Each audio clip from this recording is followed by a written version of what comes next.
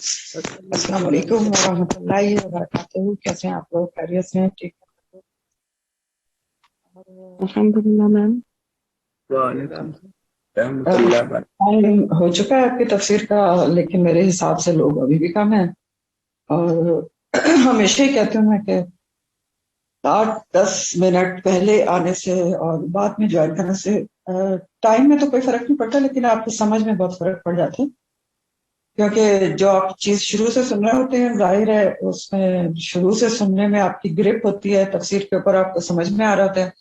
آپ دیر میں جوائن کریں گے تو آپ کو آدھا پونا سمجھ میں آئے گا، اور قرآن پھر آدھا پونا سمجھنے سے تو فائدہ نہیں ہوتا، قرآن کو پورا پورا سمجھنا ہوتا ہے. تو یہ بات میں کہتی ہوں اور کہتی ہی رہوں گی انشاءاللہ تعالی. چلیں کلاس کا آغاز کرتے ہیں. آج بہت اچھی آپ کی تفسیر ہے، اور جس کی قسمت میں اللہ اس کو ضرور سنائے گا. نحمدہ و نصلی علی رسولہ الکریم، اما بعد، فاعوذ باللہ من الشیطان الرجیم، بسم اللہ الرحمن الرحیم. رب اشرح لی صدری ویسر لی امری واحلل عقدۃ من لسانی یفقهوا قولی رب زدنی علما. اللہم فقہنا فی الدین، اللہم ارزقنی التفکر والتدبر بما یتلوہ لسانی من کتابک، والفهم له والمعرفة بمعانیہ، والنظر فی عجائبہ والعمل بذلک ما بقی، انک علی کل شیء قدیر. رب ارحمہما رب کما ربیانی صغیرا.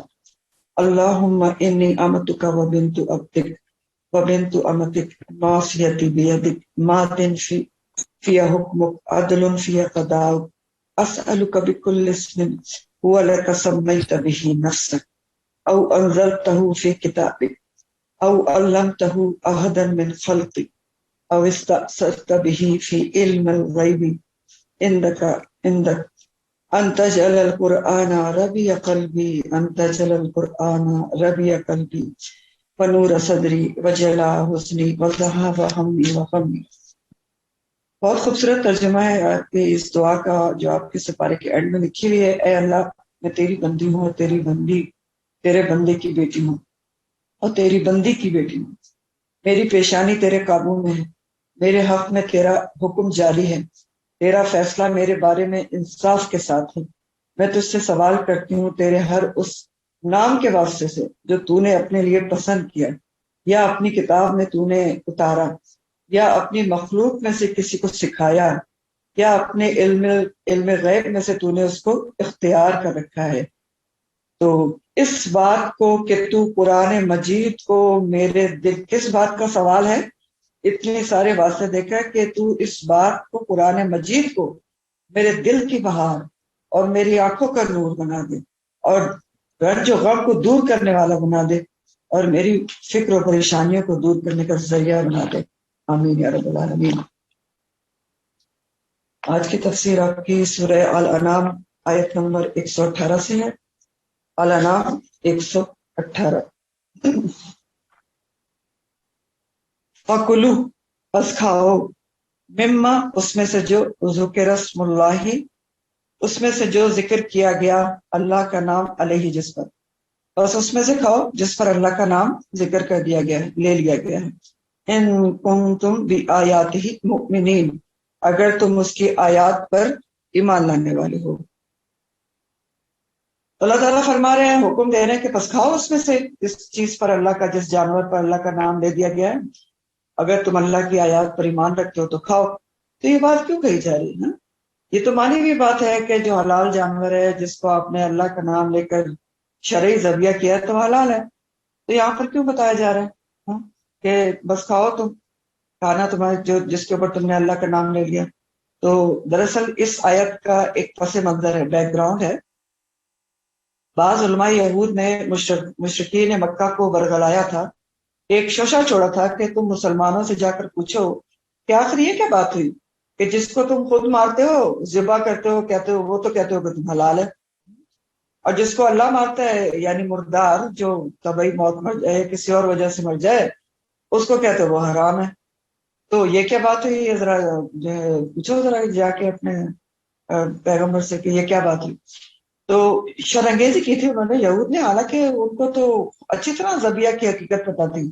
یہود تو خود شرعی ذبیحہ کرتے تھے اور کرتے ہیں، لیکن وہی اسلام دشمنی میں انہوں نے ایک وسوسہ ڈالا تھا، وہی زخرف القولی غرورا والی بات تھی جو پیچھے آپ نے پڑھا نا، کہ وہ زخرف القولی غرورا، شیاطین جن اور انس جو ہے ایک دوسرے کی طرف ملمہ شدہ باتیں، دھوکہ فریب والی جو ہے وہ القاء کرتے ہیں تاکہ وہ مسلمانوں کے دل میں شک و شبہات ڈالیں.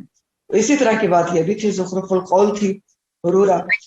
تو اس پر اللہ تعالیٰ جواب دے رہے ہیں کہ مسلمانوں کا جواب سمجھایا جا رہا ہے کہ کیا ہو گیا، اگر تم اللہ کی آیات پر ایمان لا چکے ہو، ٹھیک ہے، اسلام میں داخل ہو چکے ہو، تو اللہ کے احکامات پر ایمان لا چکے ہو تو اللہ پر بھروسہ رکھو، یقین رکھو کہ جو اللہ تعالیٰ نے جس چیز کا حکم دیا ہے وہ تمہارے فائدے میں ہوگا، تو بس کھاؤ جس پر اللہ کا نام لے لیا ہے. یعنی اگر اس کو تم نے شرعی طور پر ذبح کر دیا تو ان کی باتوں میں نہ آؤ، شک میں نہ پڑو. جس کا اللہ تعالیٰ نے تمہیں کہہ دیا کہ یہ حلال ہے وہ حلال ہے، جو اللہ نے کہہ دیا حرام ہے وہ حرام ہے. تو اہم بات یہ ہے کہ اللہ تعالیٰ نے کہا کہ ان تم بھی آیاتی مومنین، اگر تم اللہ کی آیات پر ایمان لانے والے بن چکے ہو تو پھر شک و شبہات میں نہ پڑو. تو بات اصل میں یہی ہوتی ہے کہ دیکھیں، جب انسان ایک دفعہ اسلام قبول کر لیتا ہے، ایمان لے آتا ہے، تو پھر اس کو لامحالہ ہر حال میں انسان جو اسلام کے احکامات ہیں اس کو فالو کرنا ضروری ہوتا ہے.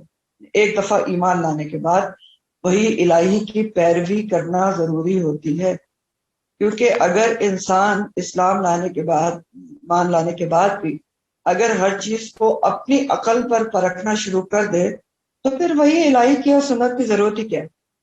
ضرورت نہیں رہتی نا. آپ اپنی عقل سے دیکھتے رہیں. تو دین تو نام ہی اس کا ہے کہ جو اللہ تعالیٰ نے کہہ دیا اس پر آپ نے بس سمینا و اطاعنا کرنا ہے، چاہے آپ کو حکم کی حکمت، اس کی علت، اس کی لاجک سمجھ میں آ رہی ہے یا نہیں آ رہی ہے. آپ نے کیا کرنا ہے کہ اللہ کا حکم ہے تو سمینا و اطاعنا میں نے کرنا ہے.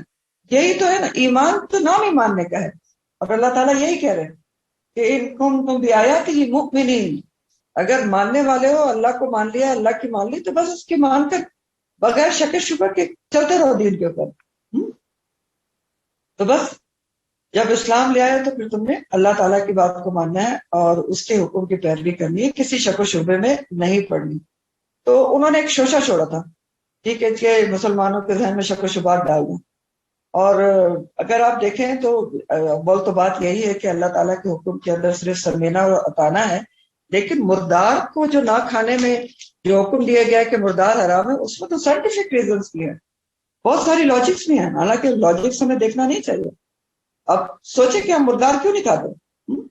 یہ سوال ہے نا کہ ہم مردار کیوں نہیں کھاتے. نمبر 1 تو ٹاپ آف دا لسٹ یہی ہے کہ اللہ کا حکم ہے نہیں کھانا تو نہیں کھاتے، بات ختم ہو گئی. دوسری بات یہ کہ دیکھیں، بغیر ذبیحہ کے اگر آپ شرعی ذبیحہ نہ کریں، یا آپ ساری باتیں پیچھے پڑھ بھی چکے ہیں، تو جو جانور ہے اس کا خون اندر رہے گا، اور خون ہی کے اندر ساری بیماریوں کے جراثیم ہوتے ہیں. انسان کا جو خون ہوتا ہے، سارے بیکٹیریا، جتنے سارے وائرس سارے خون کے اندر ہی ہوتے ہیں. تو پھر کیا ہوتا ہے، ساری بیماری منتقل ہو جاتی ہے جو جانور کے اندر ہے. پھر اسی طرح انسانی جسم میں ایسے انزائم ہی نہیں ہوتے جو انسانی خون کو ڈائجسٹ کر سکیں. ڈائجسٹ نہیں ہوگا تو پھر بھی نقصان دہ ہوگا انسانی صحت کو. تو یہ سب باتیں. اور پھر تیسری بات یہ کہ اللہ کا نام جس چیز پہ لے لیا جاتا ہے تو ظاہر ہے اس میں برکت پیدا ہو جاتی ہے. اللہ کے نام سے آپ نے کیا، وہ جسم کو لگتا ہے، طاقت دیتا ہے، نقصان نہیں دیتا، وغیرہ وغیرہ. تو بہرحال انہوں نے شوشہ چھوڑا تھا، اور اگر آپ دیکھیں تو شوشے آج بھی چھوڑے جاتے ہیں. دین کے احکامات کے بارے میں مختلف شوشے آج بھی چھوڑے جاتے ہیں، شک و شبہات ڈالے جاتے ہیں. آج بھی ایسا کچھ ہوتا ہے، زخرف القول آج بھی کیے جاتے ہیں. جیسے خاص طور پہ جو احکامات انسانی نفس پر بھاری ہیں، سود کا حکم ہے، بڑا بھاری ہے، فری میں پیسے آپ کو مل جاتے ہیں گھر میں بیٹھے ہوئے، اس میں بہت شوشے چھوڑے جاتے ہیں. یہ تو سسٹم کا حصہ ہے، اور بینک والوں نے بھی تو کہیں ادھر ادھر لگانا ہے، اس سے اچھا ہے کہ ہم ان سے لے لیں اور پھر کہیں لگا دیں. کیسے لے لیں جب سود آپ لے ہی نہیں سکتے؟ تو نہیں لے سکتے، حرام ہے تو حرام ہے. تو یہ بھی شوشے ہوتے ہیں سارے. اسی طرح آپ دیکھیں پردے کے متعلق تو سب سے زیادہ شوشے چھوڑے جاتے ہیں، ٹھیک، کہ وہ تو جی منافقین کے دور میں حکم تھا، اور وہ فلاں کے لیے حکم تھا، تو ہمارے لیے تو ہے ہی نہیں. ازواج مطہرات کے لیے تو اول تو ازواج مطہرات کے لیے صرف تھا ہی نہیں، حکم ہی بہت کلیئر ہے، اے نبی کی بیویوں اور بیٹیوں اور مومن عورتوں. تو جو اپنے آپ کو مومن عورت نہیں سمجھتا تو پھر اس کے لیے حکم نہیں ہے پردے کا، آپ باہر نکلیں گے. ٹھیک ہے. دوسری بات اس میں یہ بھی ہے کہ دیکھیں کیا ہم ازواج مطہرات سے زیادہ پاکیزہ ہیں، یا ہمارے آس پاس جو مرد ہیں وہ صحابہ کرام سے زیادہ پاکیزہ ہیں؟ ناظرین، کہ ہمیں پردے کا حکم نہیں اور ازواج مطہرات کے لیے تھا، اور وہ تو حکم ہی بہت کلیئر ہے۔ تو بہرحال کہنے کا مقصد یہ تھا کہ شوشے آدمی چھوڑے جاتے ہیں، تو انہوں نے بھی شوشہ چھوڑا تھا، زخرف القول چھوڑا تھا۔ تو اللہ تعالیٰ نے اس کے اوپر مسلمانوں کو کہا کہ کیا اگر تم اللہ کی آیات پر مان لا چکے ہو تو بس اللہ کے ہر حکم پر سمینا و اطاعہ کرو، اب یہ شکوک و شبہات میں نہ پڑو۔ اور وما لکم، کیا ہو گیا ہے تم کو، مسلمانوں سے خطاب ہے، کیا ہو گیا تم کو، اللہ تاکلوا، کہ نہیں تم کھاتے، مما، اس میں سے جو ذکر اسم اللہ، جس کے اوپر نام لے دیا گیا، علیہ، جس پر، وقت اور اعلیٰ کے تحقیق، فصلا، اس نے کھول کھول کر بیان کر دیا ہے، لکم، تمہارے لیے، ما حرم، جو اس نے حرام کیا ہے، علیکم، تم پر، الا ما اضطررتم، سوائے اس کے کہ جب تم مجبور کیے گئے ہو، الہی، جس کی طرف۔ ٹھیک، اب اللہ تعالیٰ کیا کہہ رہے ہیں، مسلمانوں تم کو کیا ہو گیا، کیوں نہیں کھاتے ہو جس پر اللہ کا نام لے کر تم نے ذبح کر دیا، حلال جانور ہے، تم نے اللہ کا نام لے کر اس کو ذبح کر دیا ہے، بسم اللہ اللہ اکبر کر کے تم نے ذبح کیا ہے، تو اب اس کو کیوں نہیں کھاتے ہو تم؟ کھاؤ اس کو، کیا قباحت ہے اس کے نہ کھانے میں؟ جو حرام چیزیں ہیں وہ تو اللہ تعالیٰ نے کھول کھول کر بیان کر دی ہیں۔ وقت فصل لکم ما حرم علیکم، تو حرام چیزیں اللہ تعالیٰ نے کہاں کھول کھول کر بیان کر دی ہیں؟ اس آیت کے پورشن میں اشارہ لکھ لیں، سورہ النحل آیت نمبر 115، النحل آیت 115، المائدہ آیت نمبر 3، سورہ البقرہ آیت نمبر 173 کی طرف سے ہے، جس میں حرام کے بارے میں بہت تفصیل سے ہر چیز بتا دی گئی ہے۔ حرم علیکم المیتۃ والدم ولحم الخنزیر وما اہل لغیر اللہ، اور پھر یہ سورہ مائدہ میں تو آپ کو وہ بھی تفصیلات بتا دی گئی تھی کہ اگر کوئی اوپر سے گر کے مر گیا، یا چوٹ لگ کے مر گیا، یا درندوں نے کھا کے چھوڑ دیا، وغیرہ وغیرہ، تو وہی اللہ تعالیٰ کہہ رہے ہیں کہ آپ کو تو تفصیلات بتا دی گئی ہیں کہ حرام کیا ہے، تو وہ تو آپ کو پتا ہے، الا ما اضطررتم الیہ، اللہ یہ کہ جس کی طرف تم مجبور کر دیے گئے، یعنی یہ بھی بتا دیا ہے اللہ تعالیٰ نے کہ اگر حالات اضطراری ہوں، بہت ہی سخت مجبوری ہو کہ حرام کے علاوہ کچھ بھی نہ ملنا ہو، جان جانے کا خطرہ ہو، تو دو شرائط کے ساتھ جان بچانے کے لیے حرام کھانے کی رخصت کا بھی بتا دیا گیا ہے۔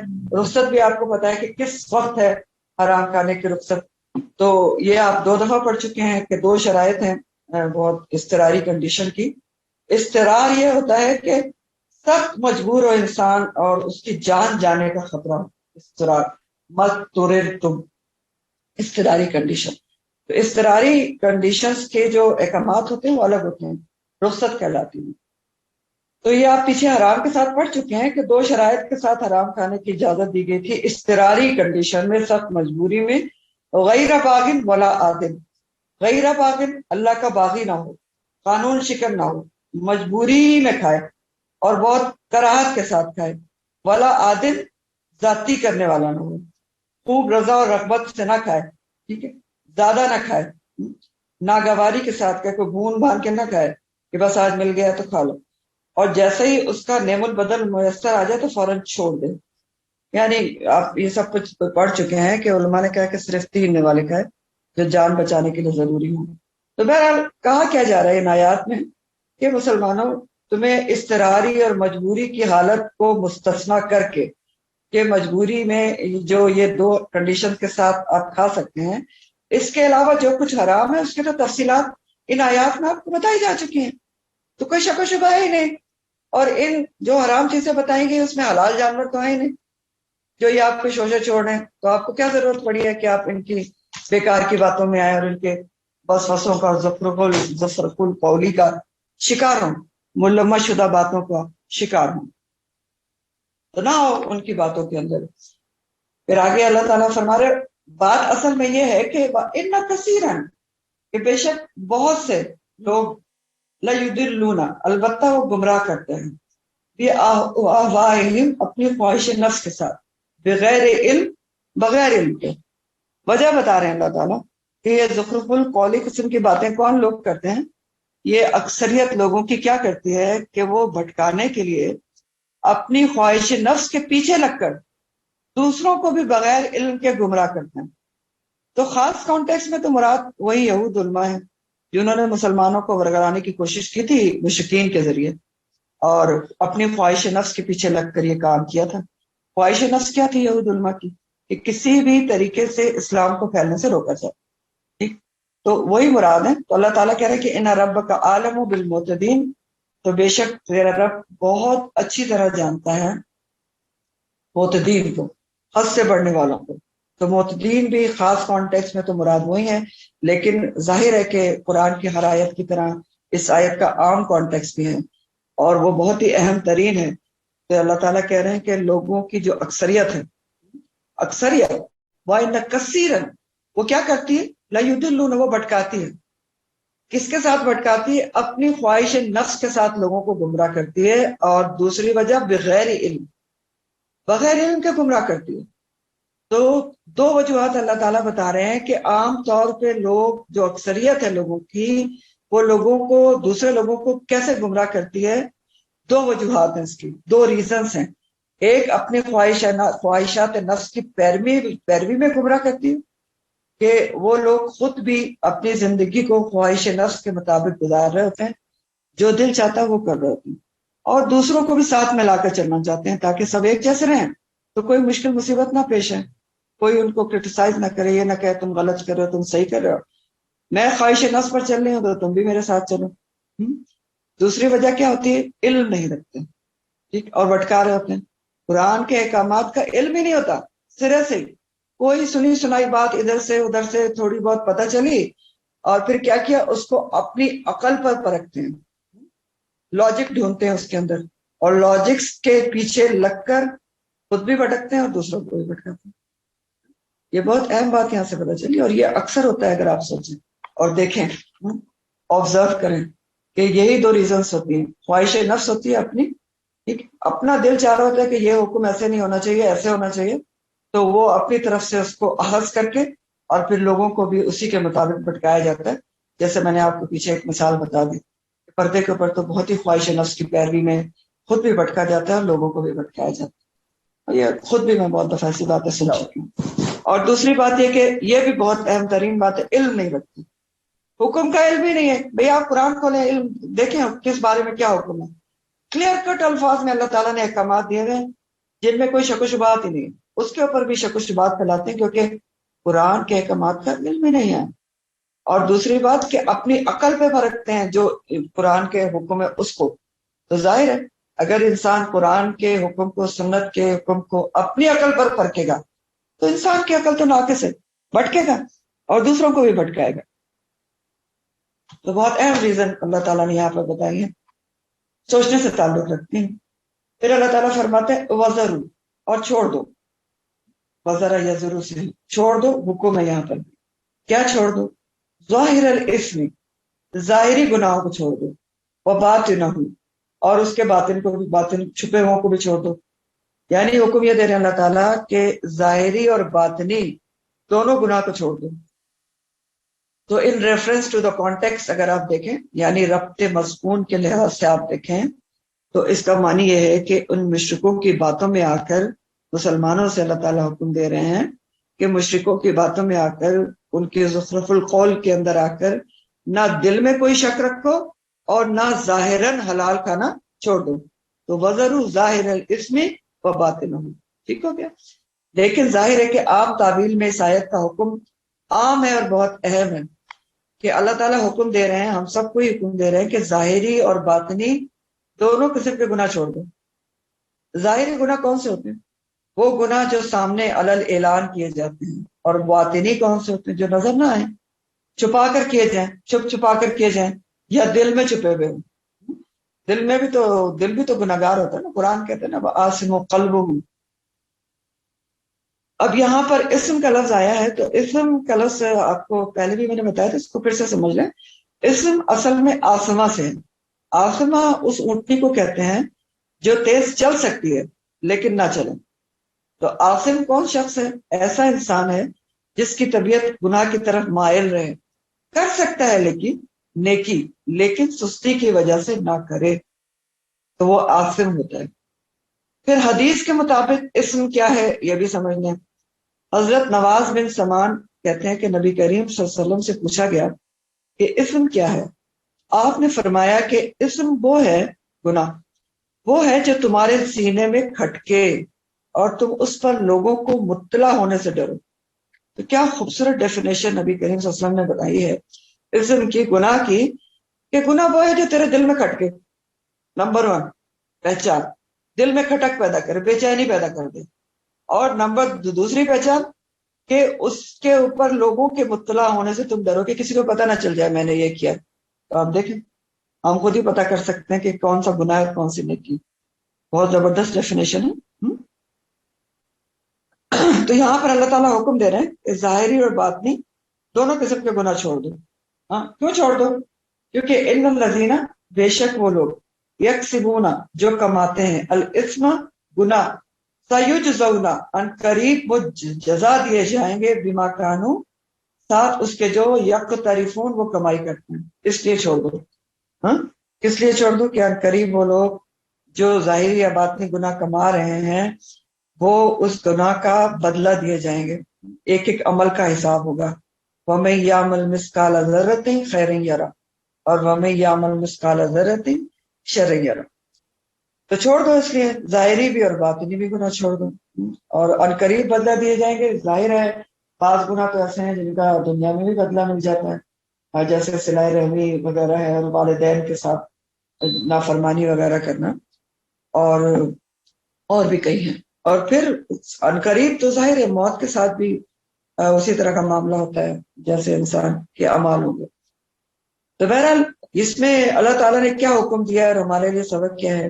اللہ تعالیٰ نے ہم سب کو حکم دیا وَذَرُوا ظَاهِرَ الْإِثْمِ وَبَاطِنَهُ، ہر قسم کے گناہ سے بچو، چاہے ظاہری ہو یا باطنی ہو. کیوں؟ کیونکہ مومن کا ظاہر اور باطن ایک ہی ہوتا ہے. ایک مومن جو ظاہری میں ہوتا ہے وہ باطن بھی اس کا اسی طرح کا ہوتا ہے. یہ تو منافق ہوتا ہے نا جس کا ظاہر اور ہوتا ہے اور باطن اسی طرح کا ہوتا ہے. تو مومن کو تو ظاہری گناہ بھی چھوڑنا ہے اور باطنی گناہ بھی چھوڑنا ہے.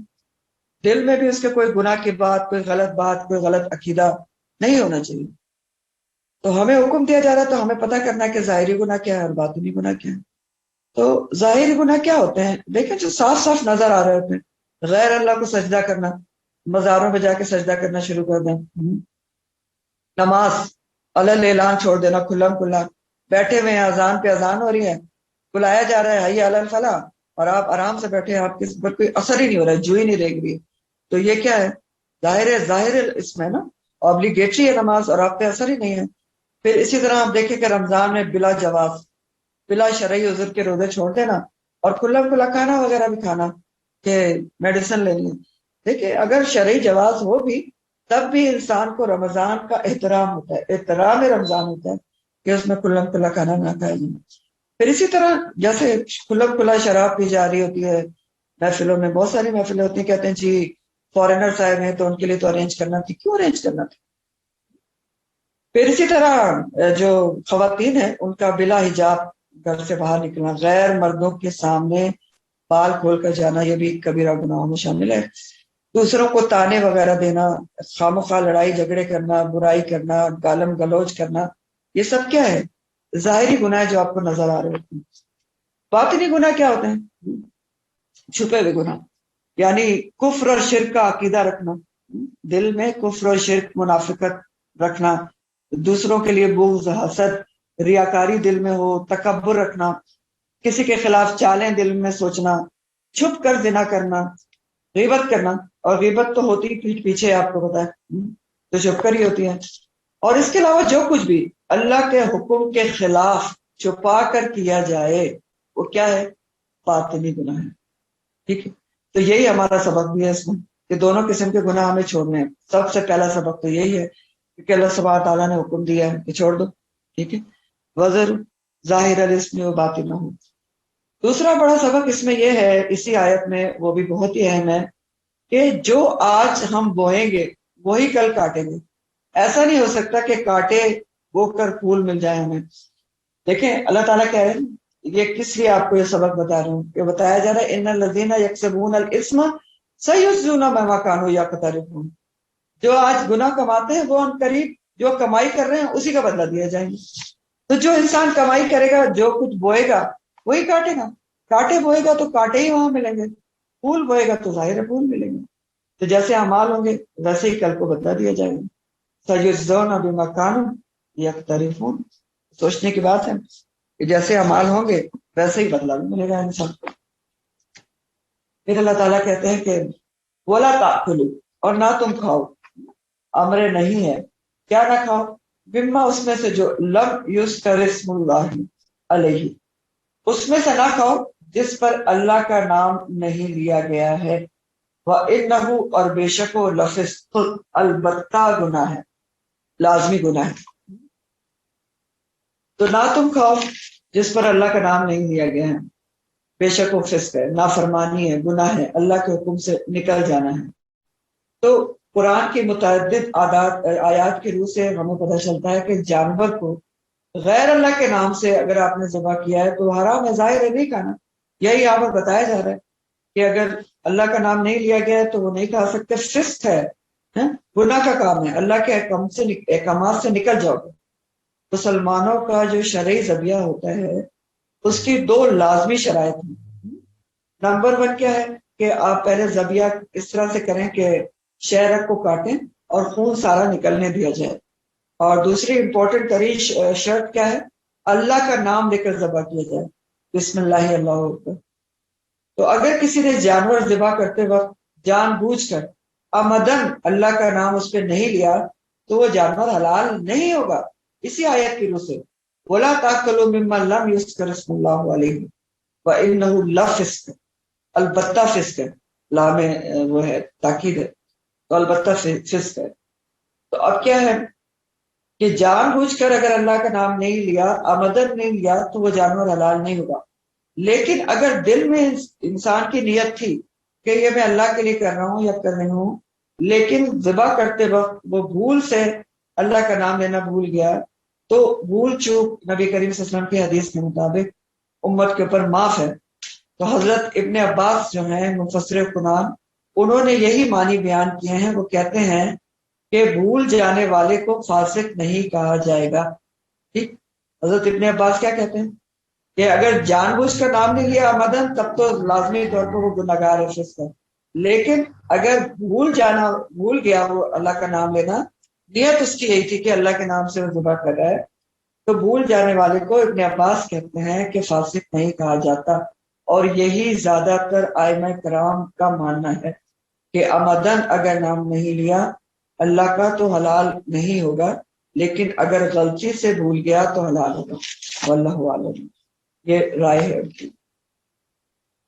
پھر اللہ تعالیٰ فرماتے وَإِنَّ، اور بے شک الشیاطین، بے شک شیاطین، لَیُوحُونَ، البتہ وہ وحی کرتے ہیں، اِلیٰ اولیائہم، اپنے دوستوں کی طرف۔ تو شیاطین بے شک وحی کرتے ہیں اپنے دوستوں کی طرف، کیوں کرتے ہیں؟ لیجادلوکم، تاکہ وہ جھگڑا کرے تم سے۔ کس سے جھگڑا کریں؟ مسلمانوں سے جھگڑا کریں۔ اس لیے جو شیاطین ہیں وہ اپنے دوستوں کی طرف مختلف یہ زخرف القولی قسم کی وحی کرتے ہیں تاکہ وہ ان کے دوست جو ہے وہ جا کر مسلمانوں سے جھگڑا کریں۔ تو لا یوحون کا لفظ وحی سے، اور وحی کے لفظی معنی ہوتے ہیں خفیہ اشارہ، اور یہاں پر لفظی معنی میں ہی وحی آ رہی ہے، یعنی خفیہ اشارہ مراد یہاں پر وسوسے ہیں۔ ٹھیک ہے، جو شیاطین خفیہ طور پر دوستوں کے دلوں میں القاء کر دیتے ہیں، وسوسہ القاء کر دیتے ہیں، ڈال دیتے ہیں دل میں۔ کیا وسوسے ڈال دیتے ہیں شیاطین؟ الی اولیائہم، کہ وہ اپنے مسلمانوں سے جھگڑا کریں، کہ وہ اپنے دوستوں کے دلوں میں اس قسم کے وسوسے ڈال دیتے ہیں کہ وہ اللہ کے احکامات کو عقلی اور جذباتی بنیادوں پر پرکھیں، دین کے احکامات کے اندر توجیحات اور لاجکس تلاش کریں، اس کی توجیحات اور لاجکس اس کے خلاف پیش کریں کہ اس میں تو کوئی لاجک نہیں بنتی اور یہ تو میری سمجھ میں نہیں آتا۔ تو ایسے وسوسے لوگوں کے دلوں میں شیاطین ڈالتے ہیں کہ وہ دین کے احکامات میں لوگوں کے سامنے اس قسم کی باتیں کریں کہ اس کی لاجک مجھے سمجھ میں نہیں آتی، اس قسم کی باتیں کریں کہ دیکھو آج کل تو فلاں اس طرح ہو نہیں سکتا اور اس کی لاجک بھی کوئی نہیں ہے، اور فلاں اسکالر جو ہیں انہوں نے تو فتویٰ بھی دے دیا ہے اس طرح کا، یہ وغیرہ وغیرہ۔ تو یہ ساری باتیں کون وہی کرتا ہے؟ شیاطین کرتے ہیں، اور کرتے بھی کس کی طرف ہیں؟ جو اس کے اولیاء ہوتے ہیں، دوست ہوتے ہیں۔ تو اگر آپ پچھلی آیت کے حساب سے اس کو دیکھیں تو یعنی in reference to the context دیکھیں sorry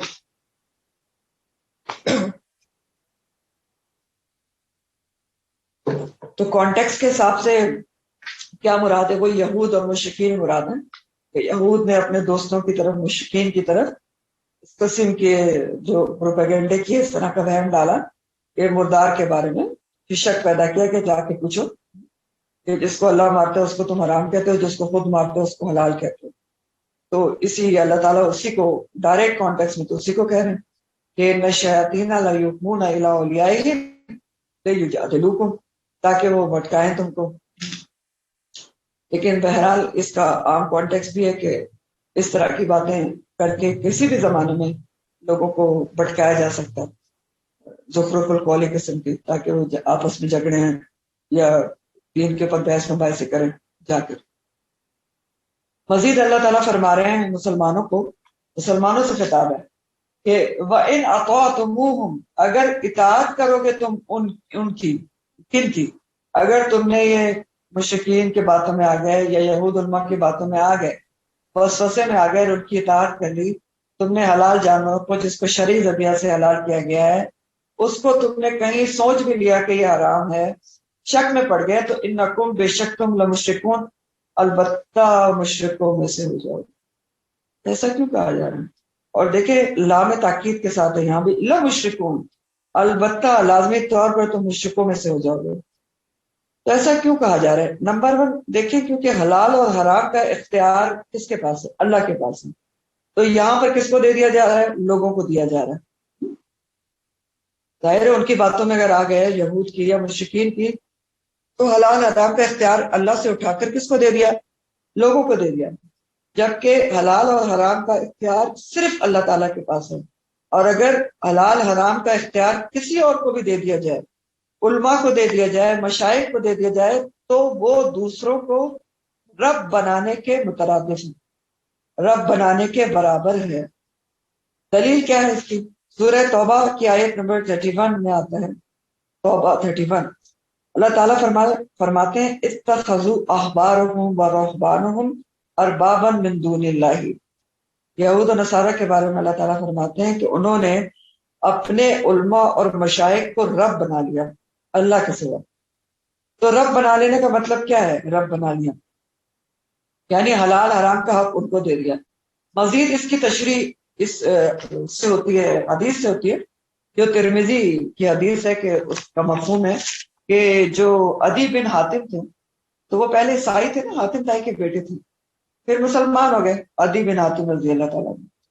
تو وہ کہتے ہیں کہ ایک دفعہ وہ رسول کریم صلی اللہ علیہ وسلم کی خدمت میں حاضر ہوئے تو انہوں نے صلیب پہنی ہوئی تھی، تو نبی کریم صلی اللہ علیہ وسلم نے فرمایا اس بت کو توڑ دو۔ پھر وہ کہتے ہیں کہ میں نے رسول اللہ صلی اللہ علیہ وسلم سے پوچھا کہ میں نے آپ کو سورہ توبہ پڑھتے ہوئے سنا ہے کہ اس میں اللہ تعالیٰ نے فرمایا ہے کہ علماء اور مشائخ کو یہود و نصارہ نے رب بنا لیا، تو ہم تو اپنے علماء اور مشائخ کو رب نہیں سمجھتے تھے۔ تو آپ صلی اللہ علیہ وسلم نے فرمایا کہ تمہارے علماء اور مشائخ جس چیز کو حلال قرار دیتے تھے یا حرام قرار دیتے تھے تو تم اس کو مان لیتے تھے۔ تو انہوں نے کہا ہاں یہ تو کرتے تھے۔ تو آپ نے فرمایا یہی تو رب بنانا ہے۔ اب سمجھ میں آ گیا؟ یعنی اللہ تعالیٰ کیوں کہہ رہے ہیں کہ اللہ تم نے اگر ان کی اطاعت کی، حلال جانوروں کو تم نے اگر سوچا بھی کہ حرام ہے یا اس کو ظاہری طور پر تم نے حرام سمجھ کے چھوڑ دیا، تو تم مشرکوں میں سے ہو جاؤ گے، کیونکہ اللہ نے اس کو حرام نہیں کیا ہے۔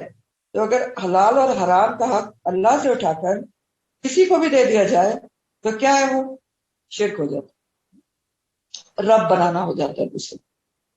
اور دوسری ریزن یہ ہے کہ اللہ کے حکم کے مقابلے میں کسی کی بھی بات ماننا وہ لازمی طور پر شرک ہے۔ ٹھیک ہے، ایک تو یہ ہے کہ اگر علماء اور مشائخ کو آپ نے کسی بھی انسان کو حق دے دیا وہ بھی شرک ہے، اللہ کے مقابلے میں کسی کا بھی حکم آپ لے آئے تب بھی وہ شرک ہے۔ اس لیے کہا جا رہا ہے کہ تم البتہ مشرکوں میں سے ہو جاؤ گے اگر تم نے لوگوں کے کہنے سے حلال کو حرام اور حلال کو حرام سمجھ لیا، یہ کہا جا رہا ہے۔ تو یہاں سے بھی ہمیں بہت بڑا لیسن ملتا ہے کہ اس آیت کا، کہ جو چیزیں اللہ تعالیٰ نے واضح طور پر کلیئر کٹ حلال قرار دے دی ہیں یا حرام قرار دے دی ہیں، اس کے بارے میں علماء اور مشائخ اسکالر سے پوچھنا بھی نہیں چاہیے ہاں کہ شاید کوئی گنجائش نکل آئے۔ جو واضح حلال ہے وہ حلال ہے، جو حرام ہے وہ حرام ہے، اس میں پوچھ کر کیوں ہم گنجائشیں نکالتے ہیں؟ مزید اگر کوئی بات سمجھ میں نہیں آتی آیات سے اللہ تعالیٰ کی حلال و حرام تو سنت رسول کو دیکھا جائے گا صلی اللہ علیہ وآلہ وسلم. خاص طور پر اس بارے میں آپ دیکھو جو لوگ باہر رہتے ہیں نا نان مسلم کنٹریز میں، وہ بہت گنجائشیں نکالنے کے چکر میں رہتے ہیں، آسانیاں ڈھونڈنے کے لیے. میں خود اس کو دیکھ چکی ہوں پریکٹیکلی کہ وہاں پر وہ کہتے ہیں عام طور پر بات ہے کہ چکن میں کون سا حلال حرام ہے. ارے کیوں نہیں حلال حرام ہے چکن کے اندر؟ حلال حرام تو سب میں، صرف تھوڑی محنت کرنی پڑتی ہے، مل سب جاتا. تو بہرحال اللہ تعالیٰ نے کہا کہ اگر تم نے ان کی اطاعت کی، ان کی یہ خواہ کی باتوں کے اندر آ گئے تو انکم بہت سختی سے کہا گیا ہے تو بے شک تم لمشرکون، البتہ شرک کرنے والوں میں سے ہو. آگے آپ کا نیا رکوع شروع ہو رہا ہے اور بہت ہی خوبصورت ترین آیت سے شروع ہو رہا ہے.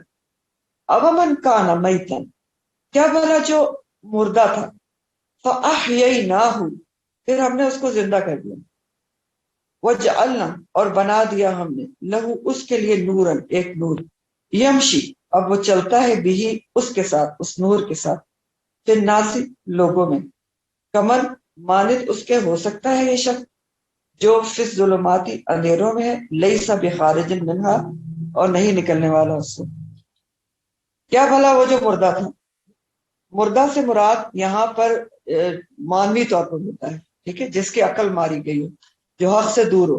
روحانی طور پر مردہ، جس کا دل مردہ ہو، آنکھ کان دل پر مہر لگی ہو، تو مراد کافر ہے یا بھٹکا ہوا انسان ہے. فَأَحْيَيْنَاهُ، پھر ہم نے اس کو زندگی بخش دی، زندہ کیا. اور زندگی سے مراد کیا ہے؟ ایمان کی زندگی بخش دی، اس کو روحانی طور پر زندہ کر دیا. تو اگر آپ اس کو کانٹیکسٹ کے لحاظ سے دیکھیں، ڈائریکٹ جو کانٹیکسٹ ہے، تو یعنی جو اس کی خاص تعویل ہے، تو پیچھے اللہ تعالیٰ نے فرمایا تھا کہ شیاطین اپنے دوستوں کی طرف وسوسے القاء کرتے ہیں تاکہ وہ مسلمانوں سے جھگڑا کریں، اور ان کی اس وسوسہ سازی کا سارا مقصد کیا ہوتا ہے کہ مسلمانوں کے دل میں شک و شبہات ڈال کے ان کو راہ حق سے ہٹا سکے. لیکن اللہ تعالیٰ فرما رہے ہیں کہ یہ ان کی خام خیالی ہے. اللہ تعالیٰ نے جس کو ایمان اور عرفان کی روح کے ذریعے زندہ کر دیا ہے، ایمان اس کو مل گیا ہے، اللہ کی آیات سے جڑ گیا ہے، تو وہ کبھی بھی ان کی باتوں میں آ کر گمراہ نہیں ہو سکتا. وہ اس شخص کی طرح نہیں ہو سکتا جو اندھیروں میں ڈوبا ہوا ہے اور اس میں سے نکلنے والا نہیں. یہ ڈائریکٹ کانٹیکسٹ ہے، لیکن اس آیت کا عام کانٹیکسٹ ہے اور بہت ہی خوبصورت ترین آیت ہے اور بہت مشہور قرآن کی آیت ہے. اللہ تعالیٰ فرماتے ہیں کیا وہ جو بھلا وہ شخص جو مردہ تھا، اس کی روح مردہ تھی، اس کا دل مردہ تھا، ایمان سے دور تھا، کافر تھا یا بھٹکا ہوا تھا، شعوری ایمان سے دور تھا. پھر کیا کیا ہم نے؟ فَأَحْيَيْنَاهُ، پھر ہم نے اس کو زندگی دے دی. زندگی کیسے دے دی؟ مراد ہے ایمان کے ساتھ اس کو روحانی طور پر زندہ کر دیا. کافر تھا تو کیا ہوا؟ وہ ایمان لے آیا، زندگی مل گئی اس کی. اور پیدائشی مسلمان تو شعوری ایمان لے آیا. اور کیا کیا کہ زندگی دے دی اس کو ایمان کے ساتھ. وہ جعلنا، اور بنا دیا ہم نے، لہو، اس کے لیے، نورن، ایک نور بنا دیا اس کو. نور سے مراد کیا ہے کہ اللہ تعالیٰ کہہ رہے ہیں اس کے لیے نور بنا دیا. نور ہدایت، نور قرآن، نور علم مراد ہے کہ اس کے لیے نور بنا دیا. نور ہدایت اس کے ساتھ کر دیا، نور علم اس کے پاس آ گیا، نور قرآن آ گیا. اب اس نے، اس نور نے اس کی زندگی کو روشن کر دیا. اب وہ کیا ہے؟ یمشی بھی الناس، بھی فی الناس، اس نور کے ساتھ وہ لوگوں میں چلتا پھرتا ہے. اب ایسا شخص جس کو اللہ تعالیٰ نے ایمان سے نواز دیا، جس کو شعوری ایمان لے آیا، جس کو نور بھی مل گیا، قرآن کا نور علم مل گیا، نور ہدایت مل گیا، وہ رہتا تو اسی معاشرے میں ہے لیکن دوسرے لوگوں سے مختلف ہو جاتا ہے. کیسے؟ کیونکہ اب اس کے ساتھ ایک نور ہو گیا جو اللہ تعالیٰ نے بنا دیا. وَجَعَلْنَا لَهُ نُورًا يَمْشِي بِهِ النَّاسُ بِهِ فِي النَّاسِ. اب وہ اس نور کے ساتھ لوگوں میں چلتا پھرتا ہے، رہتا ہے لوگوں کے درمیان، اسی معاشرے میں رہتا ہے. لیکن دوسرے لوگوں سے کیا فرق آ گیا کہ اس کے ساتھ اللہ تعالیٰ نے ایک نور کر دیا، نور ہدایت کر دیا، نور قرآن کر دیا، نور علم کر دیا، جس نے اس کی زندگی کو بدل دیا ہے. اس کی سوچ بدل گئی ہے، اس کا عمل بدل گیا ہے. اب وہ اس نور کی روشنی میں زندگی بسر کرتا ہے. تو اب ایسا شخص کیا ہے؟ وہ اندھا دھند کبھی بھی دوسرے لوگوں کو فالو نہیں کرے گا کیونکہ اس کے پاس ایک نور ہے. اللہ تعالیٰ نے اس کے نور بنا دیا، جس کے ساتھ وہ چل پھر رہا ہے تو وہ اس نور کی روشنی میں ہر چیز کو دیکھے گا، اندھا دھند تقلید نہیں کرے گا. اس کے پاس ایک سرچ لائٹ آ گئی ہے. وَجَعَلْنَا لَهُ نُورًا يَمْشِي بِهِ فِي النَّاسِ. نور ہدایت مل گیا، تو اب اس نور کی روشنی میں وہ ہر اپنی زندگی کو گزر بسر کرے گا. یہ فرق آ گیا عام لوگوں سے. ایسی روشنی اس کی زندگی میں آ گئی جو اس کے زندگی کے ہر پہلو کو روشن کر دے گی. اور اس کی سب سے بڑی مثال کیا ہے؟ حضرت عمر فاروق رضی اللہ تعالیٰ عنہ، کہ جب تک وہ ایمان نہیں لائے تھے تو نہیں لائے تھے، لیکن جب ایمان لے آئے، ان کو نور ہدایت مل گئی، تو کیسے ان کی زندگی روشن ہوئی. اور نہ صرف ان کی ہوئی، کتنے ہی لوگوں کی زندگی انہوں نے روشن کر دی. دور دور تک، سالہ سال تک لوگوں کی زندگی انہوں نے روشن کر دی. صحابی رسول بن کے بھی، بعد میں خلفائے راشدین میں شامل ہو کر بھی. تو سب سے بڑی مثال ان کی ہے کہ وہ من کان میتا فاحییناہ وجعلنا له نورا یمشی بہ فی الناس. تو اب اللہ تعالیٰ پوچھ رہے ہیں کہ اچھا بتاؤ کہ ایک شخص وہ ہے جس کو اللہ تعالیٰ نے، وہ پہلے مردہ تھا، پھر اس کو زندگی دے دی، ٹھیک ہے. اب کیا ہوا کہ وہ تو اندھیروں سے نکل آیا کیونکہ اللہ تعالیٰ نے اس کے ساتھ ایک نور کر دیا، اس کی زندگی میں وہ، اس کی روشنی میں وہ چلتا ہے. تو بتاؤ ذرا، ایسا شخص جس کو یہ سب کچھ جس کے ساتھ ہو گیا ہے، کمن کیا مانند اس کے ہو سکتا ہے، مثلا اس کی مثال جو فی ظلمات اندھیروں میں ہے، لیس بخارج منہا، اور ان اندھیروں سے نکلنے والا بھی نہیں ہے. تو اب بتاؤ کہ یہ دونوں شخص برابر ہو سکتے ہیں؟ یہ پوچھا جا رہا ہے. ایک روشنی میں آ گیا، نور ہدایت مل گئی، نور ایمان مل گیا، اس نور کے ساتھ لوگوں میں چل رہا ہے. دوسرا کیسا ہے؟ ظلمات اندھیروں میں ہے، جس کو نور ایمان، نور ہدایت دکھائی گئی، اس کے پاس موجود ہے، آس پاس موجود ہے، لیکن اس کو قبول نہیں کیا. کفر اور شرک کے اور دلالت کے اندھیروں میں بھٹکنا پسند کیا. نور ہدایت سامنے آنے کے باوجود نہیں پہچان رہا ہے. تو اس کی مثال کیا ہے؟ ابو جہل کی لے لیں. اس کے سامنے روشنیاں موجود تھیں، لیکن اس نے اندھیرے میں رہنا پسند کیا. کفر اور شرک و دلالت کے اندھیروں میں بھٹکنا پسند کیا، اس نے پہچان کے بھی نہیں پہچانا. تو اللہ تعالیٰ پوچھ رہے ہیں بتاؤ کیا یہ دونوں برابر ہو سکتے ہیں؟ پہلے دونوں اندھیروں میں تھے، مردہ تھے، دونوں کے سامنے نور ہدایت آئی، ایک نے قبول کر لی، پہچان لیا، اندھیروں سے نکل آیا، اس کی زندگی روشن ہو گئی.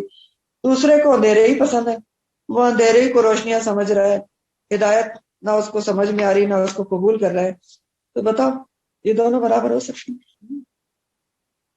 تو دو مختلف طرح کے لوگ ہیں، ایک جس کے پاس روشنی ہے، ایمان ہے، علم ہے، ہدایت ہے.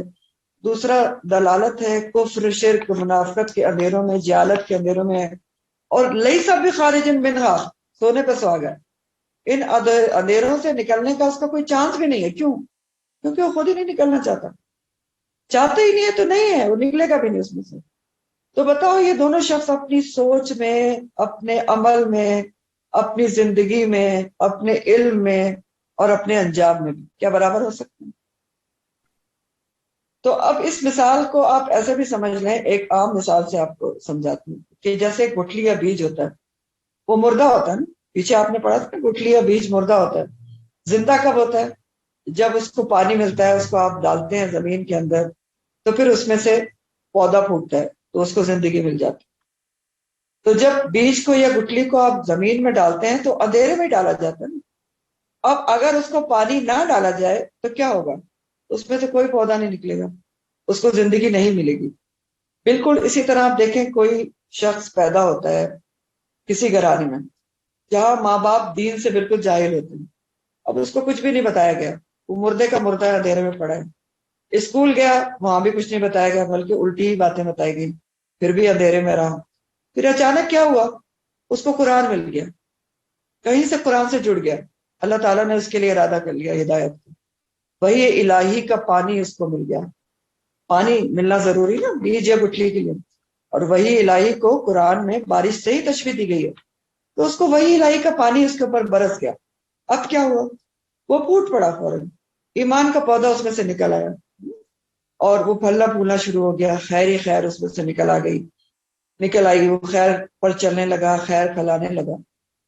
ایک تو یہ شخص ہے. دوسرا شخص کیسا ہے کہ بیج یا گٹھلی مٹی میں ڈالی گئی، اندھیرے میں پڑی تھی، لیکن اس کو پانی ملا ہی نہیں، وہی الہی کی بارش اس کے اوپر برسی نہیں. اسی طرح اس کی زندگی گزر گئی، نہ پھٹا، نہ پودا نکلا، نہ وہ زندہ ہوا، زندگی اس نے گزار دی. تو کیا پتا چلا تھا زندگی دینے والی کیا چیز ہے؟ سمجھ میں آ رہی ہے؟ وہی الہی، وہی ایمان دینے والی، زندگی دینے والی، روحانی طور پر، قلبی طور پر زندگی دینے والی کیا چیز ہے؟ آپ سے سوال کر رہی ہوں کہ کیا سمجھ میں آ رہا ہے کہ میم زندگی قرآن، دینے والی؟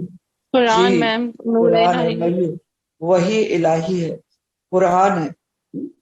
تو اللہ تعالیٰ یہ پوچھ رہے ہیں کہ ایک جو قرآن سے جڑ گیا، جس کو زندگی مل گئی، وہ قرآن کی روشنی میں چل کے رہا ہے، کیا وہ اس کے برابر ہو سکتا ہے جو ابھی تک اندھیروں میں ہے؟ قرآن اس کو ملے ہی نہیں ہے، لئی سبھی خارجن میں نہ، اس میں سے نکل بھی نہیں پا رہا ہے، کیونکہ اس کو طلب و تڑپ ہی نہیں نکلنے کی، تو کیسے نکلے گا؟ تو کذالک زین للکافرین ما کانوا یعملون، تو اسی طرح ہم نے مزین کر دیا ہے، خوبصورت بنا دیا گیا ہے کافروں کے لیے ما کانوا یعملون، جو وہ عمل کرتے ہیں۔ یعنی کافر جو ہیں وہ کیوں اندھیروں میں رہنا چاہتے ہیں، کیوں نہیں اس میں سے نکلنا چاہتے؟ بھٹکے ہوئے لوگ کیوں نہیں اندھیروں سے نکلنا چاہتے؟ کیونکہ شیطان ان کے برے کام ان کو خوبصورت بنا کر دکھاتا ہے، وہ ان کو وہی صحیح نظر آتے ہیں، اور وہ اپنے برے اعمال سے نکل ہی نہیں پاتے۔ وہ کہتے ہیں ہم بہت صحیح کر رہے ہیں، جیسے آپ اس میں پڑھتے ہیں نا، سورہ کہف میں بھی پڑھتے ہیں نا کہ اللہ تعالیٰ فرماتے ہیں کہ اور میں تمہیں بتاتا ہوں کہ سب سے برا اعمال میں سے کون ہے، جو دنیا ہی کے کاموں میں گرا رہا اور سمجھتا ہے کہ وہ بہت اچھا کر رہا ہے۔ تو اسی طرح اللہ تعالیٰ سورہ روم میں بھی اس کی وجہ بتاتے ہیں کہ اعمال مزین کیسے ہوتے ہیں اور انسان کیوں اندھیروں سے نہیں نکلتا۔ تو سورہ روم کی آیت نمبر 7 میں اللہ تعالیٰ کہتے ہیں، اور روم 7 ہے، اللہ تعالیٰ کہتے ہیں وَهُمْ يَعْلَمُونَ ظَاهِرًا مِنَ الْحَيَاةِ الدُّنْيَا وَهُمْ عَنِ الْآخِرَةِ غَافِلُونَ۔ اللہ تعالیٰ کہتے ہیں کیونکہ وہ ظاہری دنیا کے بارے میں تو بہت اچھی طرح جانتے ہیں، ہاں؟ ظاہراً ہم یعلمون ظاہراً من الحیات الدنیا، جو ظاہری دنیا کی چیزیں ہیں اس کے بارے میں تو لوگوں کو بہت اچھی طرح پتا ہے، ہاں؟ لیکن آخرت سے غافل ہیں۔ سوچ کے دیکھیں، جاہل کو بھی ظاہراً من الحیات الدنیا بہت پتا ہے، میری تنخواہ کتنی ہوگی، چھٹیاں کتنی ہوگی، کس تاجر کو بھی پتا ہے، جو بالکل الٹریٹ ہے اس کو بھی پتا ہے کس میں منافع ہے کس میں نقصان ہے۔ تو ظاہراً من الحیات الدنیا تو بہت پتا ہے لوگوں کو۔ یہ بڑی زبردست آیت ہے سورہ روم کی۔ اللہ تعالیٰ اپنے بندوں کو جانتے ہیں اور کہتے ہیں لیکن آخرت سے غافل ہے، آخرت کا پتہ ہی نہیں۔ عجیب بات ہے نا؟ تو ایک شخص وہ ہے جو صرف دنیا کے اندر گم ہے، دنیا کو آگے رکھتا ہے، دنیا ہی کو دیکھ کے سارے کام کر رہا ہے، آخرت کو بھولے ہوئے، وَهُمْ بِالْآخِرَةِ غَافِلُونَ ہے۔ دوسرا وہ ہے جو نور ہدایت پر ہے، اس کو تو نور مل گیا ہے، اللہ تعالیٰ نے اس کے لیے ایک نور بنا دیا، وَجَعَلْنَا لَهُ نُورًا یمشی بہ الناس، وہ اس کی روشنی میں چل رہا ہے، ہاں؟ تو آپ بتائیں، اللہ تعالیٰ پوچھتے ہیں کیا وہ اب یہ جو روشنی میں چل رہا ہے، قرآن کی روشنی میں سارے کام آخرت کو سامنے رکھ کے کر رہا ہے، تو کیا یہ دونوں لوگ، ایک جو ظاہراً من الحیات دنیا میں گم ہے، آخرت کا خیال ہی نہیں، دوسرا ساری اللہ تعالیٰ کی نور کی روشنی میں کام کر رہا ہے، نور میں کام کر رہا ہے، کیا ان دونوں کے اعمال، ان کی زندگی، ان کے انجام ایک جیسا ہو سکتا ہے؟ نہیں ہو سکتا۔ تو ہمارے لیے لیسن کیا ہے کہ دو طرح کے لوگوں کا بیان ہے، اور اسی طرح کا بیان آپ نے سورہ البقرہ میں بھی پڑھا تھا، اس سے بھی آپ کو اور بات سمجھنے میں آسانی ہوگی۔ سورہ البقرہ کی آیت ہے جو بالکل آیت الکرسی کے بعد آئی تھی، نمبر خود ڈھونڈیے گا ذرا، کام ہے۔ اس میں اللہ تعالیٰ نے فرمایا تھا اللہ ولی الذین آمنوا یخرجوہم من الظلمات الی النور، ہاں؟ اللہ تعالیٰ ان لوگوں کا دوست ہے جو ایمان لاتے ہیں، وہ ان کو اندھیروں سے نکال کے نور میں لے آتا ہے۔ ایک بات ہوگی، والذین کفروا، اور جو لوگ کفر اختیار کرتے ہیں، اولیاءہم الطاغوت، ان کے دوست کیا ہوتے ہیں؟ طاغوت ہوتے ہیں۔ وہ کیا کرتے ہیں؟ یخرجونہم من النور الی الظلمات، وہ الٹا کام کرتے ہیں کہ ان کو نور سے نکال کر ظلمات میں لے جاتے ہیں، ٹھیک؟ تو یہی ہوتا ہے، کچھ لوگ اندھیروں سے روشنی کی طرف آتے ہیں، اور کچھ کیا ہوتے ہیں بد نصیب، روشنی میں آنے کے بعد اندھیروں کی طرف لوٹ جاتے ہیں۔ یہ بھی بہت اہم ترین بات ہے، سمجھنے سے تعلق رکھتی ہے، سمجھیں، اور نہیں سمجھ میں آئے تو پوچھیں۔ آیت میں نے آپ کو بتائی، اللہ تعالیٰ کہہ رہے ہیں تو کچھ لوگ اندھیروں سے روشنی کی طرف آتے ہیں، کچھ روشنی سے واپس اندھیروں کی طرف چلے جاتے ہیں۔ یہ کس پہ ڈیپینڈ کرتا ہے، کس چیز پہ ڈیپینڈ کرتا ہے کہ انسان اندھیروں سے نکل کے روشنی میں آ رہا ہے، یا روشنی سے میں آنے کے بعد پلٹ کر اندھیرے کی طرف جا رہا ہے۔ یہ ڈیپینڈ کرتا ہے کہ انسان کس سے جڑا ہوا ہے، کس کی بات سننا ہے، کس کے پیچھے چل رہا ہے، کس کی صحبت میں ہے، قرآن سے کتنا دور ہے، قرآن سے کتنا قریب ہے، اور صحبت بھی ڈیفینیٹلی کاؤنٹ کرتی ہے۔ تو اسی طرح سورہ ہود آیت نمبر 24 میں بھی اللہ تعالیٰ فرماتے ہیں مثل الفریقین کالأعمى والأصم والبصیر والسمیع هل یستویان مثلا۔ اللہ تعالیٰ فرماتے ہیں کہ مثال دو فریقوں کی مانند اندھے اور بہرے کے ہیں، اور دیکھنے والے اور سننے والے کے ہیں، تو بتاؤ کیا دونوں برابر ہو سکتے ہیں؟ ایک بینا ہے، ایک اندھا ہے، ایک یہ عقل کے اندھے کی بات کی جا رہی ہے، ایک کیا ہے سننے والا ہے، ایک بہرا ہے، تو کیا دونوں برابر ہو سکتے ہیں؟ نہیں ہو سکتے۔ سورہ فاطر آیت نمبر 22 میں بھی کہا گیا وَمَا يَسْتَوِي الْأَحْيَاءُ وَالْأَمْوَاتُ، نہیں برابر ہو سکتے جو زندہ ہے اور جو مردہ ہے، روحانی طور پر۔ تو خلاصہ اور سمجھنے کی بات ہمارے لیے کیا ہے؟ اتنی ہے صرف سمجھنے کی بات ہمارے لیے کہ ایک طرف دنیا دار لوگ ہیں جو دنیا میں گم ہیں، جن کو ظاہراً من الحیات الدنیا تو بہت پتہ ہے، لیکن وہ بالآخرت کیا ہے؟ غافلون ہے۔ تو غافلون ہیں تو اس سے باہر بھی نہیں نکلنا چاہتے، دنیا کے جمیلوں سے باہر نکلنا ہی نہیں چاہتے، طلب و تڑپ بھی نہیں ہے، لیسا بخارج منہا، ایسے گم ہیں کہ اس میں سے نکلنا ہی نہیں چاہتے، کوشش ہی نہیں کرتے۔ دوسری طرف کون سے لوگ ہیں؟ جو ہدایت سے جڑے ہوئے، جن میں طلب اور تڑپ تھی، اللہ تعالیٰ نے ان کو چن لیا اور ان کے لیے کیا کیا؟ ان کو زندگی دے دی، الحمدللہ رب العالمین، زندگی دے دی، فَأَحْيَيْنَاهُ، اور ان کے لیے ایک نور بنا دیا، قرآن کا نور، وہ قرآن کے راستے پر چل پڑے ہیں، ان کی زندگی میں قرآن کی روشنی آ گئی ہے جو ہر قدم پر ان کی رہنمائی کرتی ہے۔ تو کیا یہ دونوں اپنی زندگی میں، اپنے سوچ میں، اپنے اعمال میں، ان کی افکار میں، اپنی دلچسپیوں میں، اپنی پرائرٹیز میں، ترجیحات میں ایک جیسے ہو سکتے ہیں؟ نہیں ہو سکتے، پرائرٹیز ہی چینج ہو جاتی ہیں۔ جس کی زندگی میں نور آ جائے اس کی دلچسپیاں چینج ہو جاتی ہیں، اعمال تو چینج ہوتے ہی ہیں، افکار بھی چینج ہوتے ہیں، لیکن پرائرٹیز بھی چینج ہوتی ہیں، انٹرسٹ چینج ہو جاتے ہیں، ایک جیسے نہیں ہوتے۔ تو پھر ہمیں کیا کرنے کی ضرورت ہے؟ کیسے اندھیروں سے نکل کر روشنی میں آتا ہے انسان؟ کیا پتہ چل رہا ہے؟ پتہ یہ چل رہا ہے کہ قرآن سے جڑنا کس قدر ضروری ہے، یہ اس آیت سے پتہ چل رہا ہے۔ یہ آیت صرف یہ آپ کو ون لائنر سبق دے رہی ہے مجھے اور آپ کو کہ قرآن سے جڑنا کس قدر ضروری ہے، کہ ہمیں اگر قرآن سے ہم نہ جڑیں تو ہم کو وہ نور مل ہی نہیں سکتا، یمشی بہ الناس، جس کے ذریعے ہم چلیں، ہم تو پھر اندھیروں میں رہیں گے، پتہ ہی نہیں چلے گا کیا صحیح ہے اور کیا غلط ہے۔ تو قرآن تو ٹاپ آف دا لسٹ ہے، جو ظاہر نور ہے، جو روشنیوں میں لاتا ہے اور جو انسان کی زندگی روشن کرتا ہے، جس کے ساتھ انسان روشنیوں میں آ جاتا ہے، روشنیوں کا سفر شروع کر دیتا ہے۔ اور اس کے بعد صحبت کاؤنٹ کرتی ہے۔ صحبت اس لیے کاؤنٹ کرتی ہے کہ اگر آپ بے شک قرآن سے بھی جڑے ہوئے ہیں لیکن آپ کی صحبت صحیح نہیں ہے، دنیا دار قسم کے لوگوں کی ہے، تو ہر وقت آپ کے سامنے ڈسٹریکشن ہوگی۔ اور اگر آپ کی صحبت ایسی ہے جو ایمان ہر وقت آپ کا تازہ ہوتا رہے، ایسے لوگوں سے آپ ملتے ملاتے ہیں، تو پھر آپ زیادہ روشنی کی طرف سفر کریں گے۔ تو یہ جو میں نے آپ کو سورہ البقرہ کی آیت سنائی، اس کو پھر سے سمجھ لیں اسی حساب سے کہ جو ایک کچھ لوگ ایسے ہوتے ہیں جو اندھیروں سے نکل کے روشنی کی طرف آتے ہیں، کچھ کیا ہوتے ہیں بد نصیب کہ وہ نور سے نکل کے ظلمات کی طرف بھی چلے جاتے ہیں۔ کیوں چلے جاتے ہیں؟ ہاں؟ یہی صحبت بگاڑ دیتی ہے۔ دوبارہ دوبارہ ان کے سامنے ایسی باتیں کی جاتی ہیں، ایسی چیزیں رکھی جاتی ہیں، ایسی خواہشات رکھی جاتی ہیں، ان کے سامنے بات چیت ہوتی ہے، یہ لینا ہے، میں نے تو یہ کرنا ہے، میں نے اس لیے پیسے جمع کرنے ہیں، ڈائمنڈ کا سیٹ لینا ہے اور ڈائمنڈ کی رنگ لینی ہے، تو فلانا برانڈ کی چیز خریدنی ہے، اپنا یہ کرنا ہے، وہ کرنا ہے، دنیا داری کی باتیں، یا میں نے تو اتنی ترقی کر لی ہے اور میں فلاں عہدے پر پہنچ گئی ہوں اور میرے شوہر فلاں عہدے پر پہنچ گئے، تو کیا ہوتا ہے؟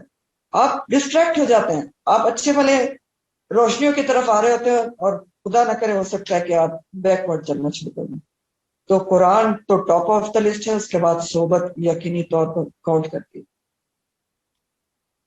پھر اللہ تعالیٰ فرماتے ہیں کہ وَكَذَلِكَ، اور اسی طرح جعلنا، بنا دیے ہم نے، فی کل قریۃ، ہر بستی میں، اکابر، بڑے بڑے لوگ، مجرمیہا، اس کے مجرم، لیم کرو، تاکہ وہ مکر و فریب کرے، فیا، اس میں، کس میں؟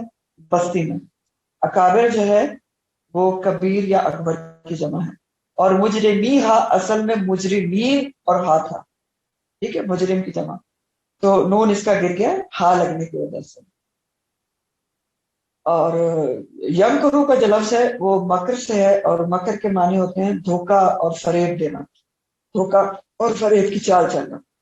تو اللہ تعالیٰ کہہ رہے ہیں کہ ہم اسی طرح ہم نے بنا دیے ہیں ہر بستی کے لیے، اس کے بڑے بڑے لوگوں کو اس کا مجرم بنا دیا ہے۔ کیوں بنا دیا ہے؟ تاکہ وہ چالے چلیں بستی کے اندر۔ وما یم کرونا، لیکن نہیں وہ چالے چلتے، الا بھی انفسہم، مگر اپنے نفسوں کے ساتھ، یعنی ان کو یہ پتا نہیں کہ وہ اپنے ہی خلاف چالے چل رہے ہوتے ہیں، وما یشعرون، اور شعور نہیں رکھتے۔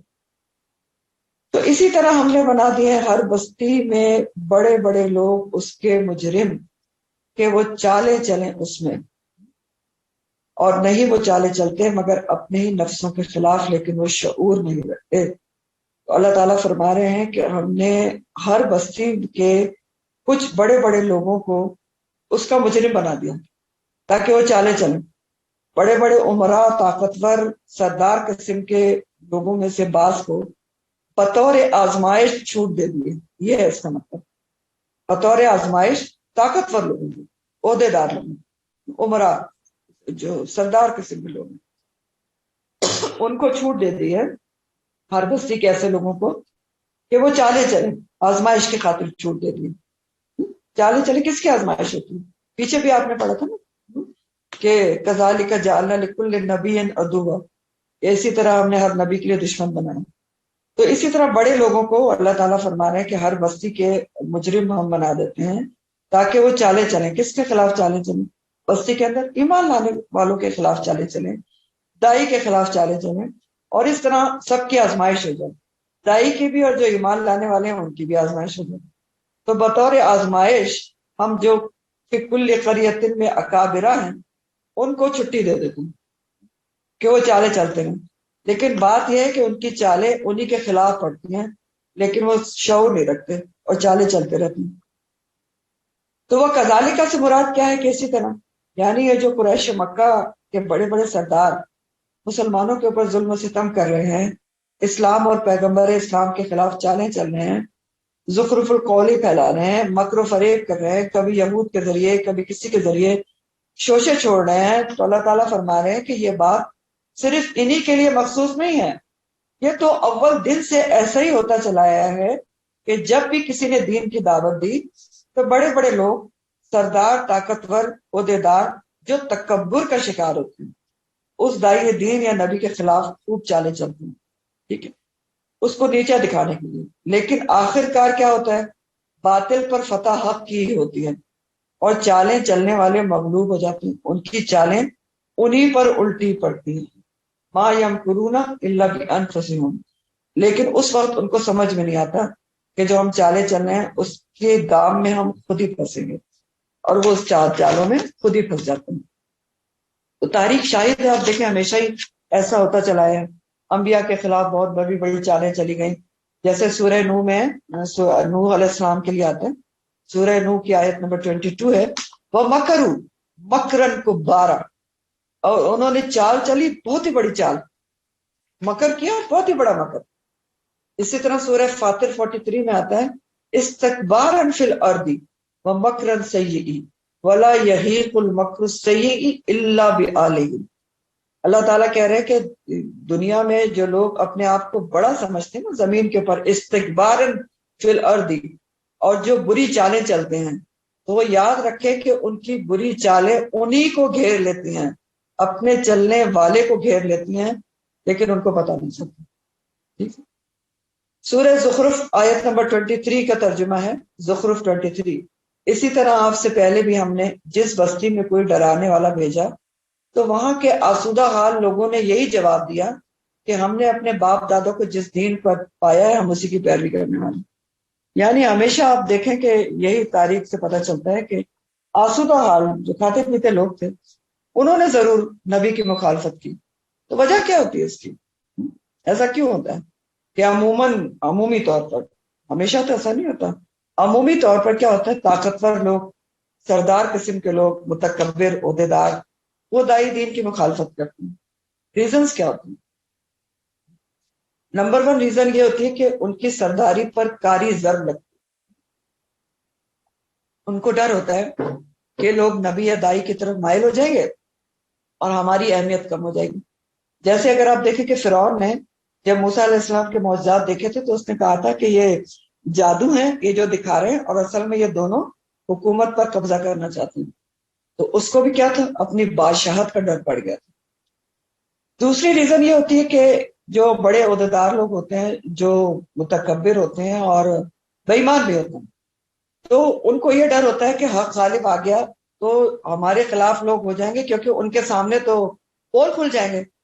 جب تک حق اور باطل کا فرق نہیں پتا چلتا تو لوگوں کو بھی نہیں پتا چلتا کہ حق کیا اور باطل کیا ہے.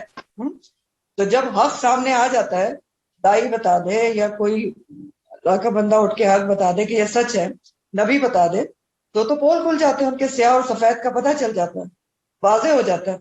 تو ان کو ڈر ہوتا ہے کہ یہ تو سب ہمارا سفید اور سیاہ کھل کر سامنے آ جائے گا اور ہم پکڑے جائیں گے. تیسری ریزن کیا ہوتی ہے کہ طرز زندگی نہ بدلنا پڑے، خواہش نفس نہ چھوڑنی پڑے، عیاشی کو خیر بات نہ کہنا پڑے. تو یہ ریزنز ہوتی ہیں جس کی وجہ سے ہمیشہ جو اکابر ہوتے ہیں وہ پیچھے پڑ جاتے ہیں. بہرحال اللہ تعالیٰ فرما رہے ہیں کہ یہ جتنی بھی چالیں چل رہے ہیں لیکن ان کے یہ چالیں اپنے ہی خلاف پڑیں گی، کیونکہ اللہ کا وعدہ ہے نا کہ وہ اپنے انبیاء کی اور ایمان والوں کی ہمیشہ مدد کرتے ہیں.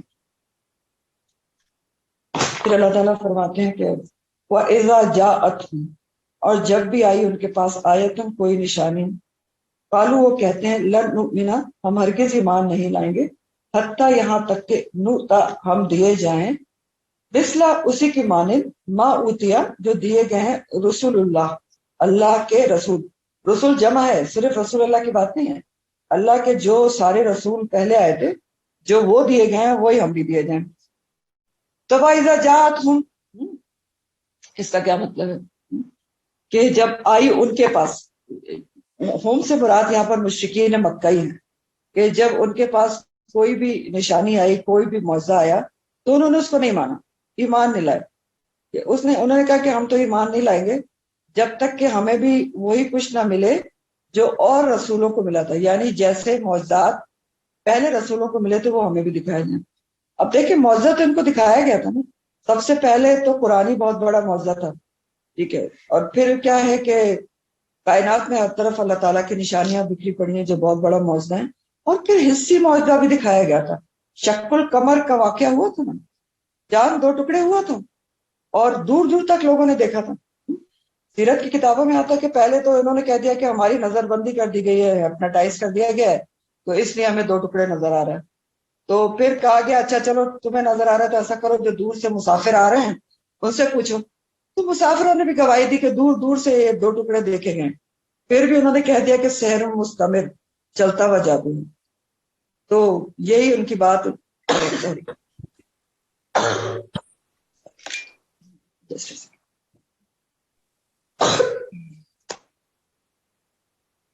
یہی ان کے جو ہٹ درمی اور سرکشی ہے اس کو واضح کیا جا رہا ہے کہ اصل میں جو مشرکین مکہ تھا ان کا مطالبہ کیا تھا کہ ہم تو ایسے نہیں مانیں گے جب تک کہ نوتا ہم بھی وہ دیے جائیں ما اوتیا اللہ کے رسول جو دیے گئے. اللہ کے رسول کیا دیے گئے، یعنی مطالبات ان کے یہ تھے کہ ہمارے اوپر بھی لکھی ہوئی کتاب یک بارگی اترے، لکھی ہوئی ہو اور ایک دفعہ میں اترے، یا وہی لانے والا جو فرشتہ ہے وہ ہمیں بھی نظر آئے، کبھی تو ہمیں بھی آ کے وہ بتائے کہ اللہ تعالیٰ نے وہی بھیجی ہے، یا فرشتے بطور دلیل جو وہی جگ لے کر آتے ہیں وہ آپ کے پاس جب آئے تو وہ ہمارے سامنے آ کر گواہی دیں کہ واقعی آپ اللہ کے رسول ہیں. فرشتہ سامنے آئے یعنی مراد یہ تھی ہم بھی دیکھے ہیں تو وہ بتائے. یا پھر یہ بھی ان سے مراد تھی کہ ویسے ہی معجزات آپ پیش کریں جیسے پہلے پیغمبروں نے پیش کیے تھے، یعنی جیسے موسیٰ علیہ السلام کا عصا تھا ظاہری معجزات، حصی معجزات جیسے عیسیٰ علیہ السلام کے تھے، تو آپ بھی ویسے ہی ہم کو دکھائیں. قالوا لن نؤمن حتى نؤتى مثل ما اوتي رسول اللہ، جیسے پچھلے رسولوں کو معجزات دیے گئے تھے وہ اب ہم کو بھی دکھائیں. یا ہم پر بھی وہی اترے، جیسے جس طرح روایات میں آتا ہے کہ جب نبی کریم صلی اللہ علیہ وسلم نے اپنی نبوت کا اعلان کیا تو ولید بن مغیرہ بہت بڑا سردار تھا مکہ کا اور بہت ایجڈ بھی تھا، عمر رسیدہ تھا، تو وہ کہنے لگا کہ اگر نبوت برحق ہے تو میں تو مال میں بھی اور عمر میں بھی اس سے بڑا ہوں، تو نبوت کا حقدار تو میں زیادہ تھا. ہاں؟ یعنی اس نے نبوت کا فیصلہ خود ہی سے کر لیا، اور کس پہ کیا؟ عمر کے اوپر کر لیا اور مال کے اوپر کر لیا.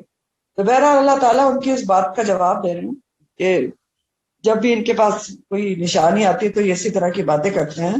تو جواب اس کا کیا ہے کہ اللہ عالم، اللہ تعالیٰ بہت بہتر جانتا ہے، بہت اچھی طرح جانتے ہیں حیث کہاں یجعلو وہ ڈالے رسالتہ اپنی رسالت کو، اپنے پیغام وحی کو وہ کہاں ڈالے، کس کے اوپر بھیجے، یہ اللہ تعالیٰ کو بہت اچھی طرح پتا ہے. اللہ تعالیٰ خوب جانتے ہیں، آپ اللہ تعالیٰ کو نہ بتائیں. ہاں، اللہ تعالیٰ کو سجیشنز نہ دیں کہ ہمیں دکھائیں اور ہمیں وحی آئے. اللہ تعالیٰ کو بہت اچھی طرح پتا ہے کہ کس کے اوپر وحی آنی ہے، کون بار وحی اٹھانے کے قابل ہے، کس کے اندر یہ استعداد ہے. تو اللہ ہر کسی کے دل میں یہ قوت اور استعداد ہوتی نہیں کہ وحی کو اٹھا سکے. اللہ تعالیٰ انبیاء کے قلوب کو یہ طاقت دیتے ہیں کہ وہ بار وحی کو اٹھا سکے. تو کوئی کبھی بھی خود سے مطالبہ کر کے، خود سے مشقت کر کے کوئی نبوت کا حقدار ہو نہیں سکتا. یہی تو اللہ تعالیٰ کہہ رہے ہیں، یہ تو اللہ کے فیصلے ہیں. ہاں؟ وہ جانتا ہے کہ کون کس کام کے قابل ہے. نبوت کے علاوہ بھی آپ دیکھیں تو اللہ تعالیٰ کو پتا ہے نا کہ کون کس کام کے قابل ہے، کس کام کا اہل ہے. تو جو جس کام کے قابل ہوتا ہے اس کو وہ کام دیا جاتا ہے. اور یہی بات ظاہر ہے وحی الہی کی بھی ہے. اور اللہ تعالیٰ بہت اچھی طرح جانتے ہیں کہ کس کے اوپر وحی اتارنی اور کس کے اوپر نہیں اتارنی. تو یہ بیکار کی باتیں ہیں، تمہاری ایمان نہ لانے کی باتیں ہیں. تو سیصیب ان قریب پہنچے گا الذین ان لوگوں کو اجرموا جنہوں نے جرم کیا، صغار ذلت ملے گی، عند اللہ اللہ کے ہاں، وہ عذاب شدید اور عذاب ملے گا شدید. کس وجہ سے؟ بما کانوا یمکرون، بوجہ اس کے جو وہ چالیں چل رہے ہیں. صغار کا جو لفظ ہے وہ سواد غیر وا سے ہے اور صغیر سے ہے. تو صاغر اصل میں کہتے ہیں بڑائی سے اتر کر محکوم ہونے والا، بڑائی سے اتر کر ذلیل ہونے والا، ذلت میں رسوا ہونے والا. تو صغار مصدر ہے، صغارہ ذلت ملنا. تو اللہ تعالیٰ فرما رہے ہیں کہ یہ جو چالیں چل رہے ہیں اور کبھی اس کو بھڑکا رہے اور کبھی اس کو کہہ رہے ہیں، تو عنقریب ان لوگوں کے ساتھ کیا ہوگا. یہ مجرم لوگ جو سازشیں مکر و فریب کے جال پھیلا رہے ہیں، ریاکاریاں کر رہے ہیں، ملمہ سازیاں کر رہے ہیں، غلط قسم کی باتیں کر رہے ہیں، تو یاد رکھیں کہ سیصیب اور قریب ان کو پہنچے گا جن لوگوں نے یہ جرم کر رہے ہیں، انہیں سخت ذلت اور رسوائی ملے گی. ان قریب ملے گی سیصیب کہ دنیا میں بھی شدید ذلت اور رسوائی کا سامنا کرنا پڑے گا. صغار ان کا سامنا کرنا پڑے گا عند اللہ اللہ کے پاس سے. اور پھر روز قیامت کیا ہے؟ عذاب شدید بھی ہے. وجہ کیا ہے؟ بما کانوا یمکرون، جو وہ چالیں چل رہے ہیں اسلام کے خلاف اور پیغمبر اسلام کے خلاف. تو اب یہاں پر دیکھیں سوال ہے کہ پیدا ہوتا ہے کہ اللہ تعالیٰ نے آخری نبی صلی اللہ علیہ وسلم کو اس طرح کا کوئی حصی معجزہ کیوں نہیں دیا جو پہلے انبیاء کو دیا گیا تھا، یعنی جیسے عیسیٰ علیہ السلام، موسیٰ علیہ السلام وغیرہ کو دیا گیا تھا. قرآن تو بہت بڑا معجزہ ہے، مانوی معجزہ ہے کہ ایک اتنا بڑا زبردست قسم کا جو کلام ہے وہ ایک امی کے منہ سے اس کا بیان ہونا. تو حصی معجزہ کیوں نہیں دیا گیا؟ تو اس کی وجہ یہ ہے کہ دیکھیں پہلے انسان کا جو شعور تھا وہ ارتقاء کے مناظر سے گزر رہا تھا. ان کی ذہن اور سمجھ جو انسان کی ہے وہ اس کو ابھی بالغ نہیں ہوئی تھی، سمجھنے پختہ نہیں تھی. اس لیے جو پہلے انبیاء تھے ان کو حصی معجزہ دیا گیا کہ لوگ آسانی سے ان کے اوپر ایمان لے آئیں. لیکن جب وقت کے ساتھ ساتھ انسان کا شعور پختہ ہو گیا اور اس درجے پر پہنچ گیا، بالغ ہو گیا کہ اس پر اللہ کا کلام اس طریقے سے نازل کیا جائے، یہ وحی الہی کے ذریعے نازل کیا جائے اور مانوی طور پر وہ نبی کریم صلی اللہ علیہ وسلم کے اوپر اتارا جائے اور وہ لوگوں کو بتائیں، تو پھر اللہ تعالیٰ نے قرآن کا نزول فرمایا.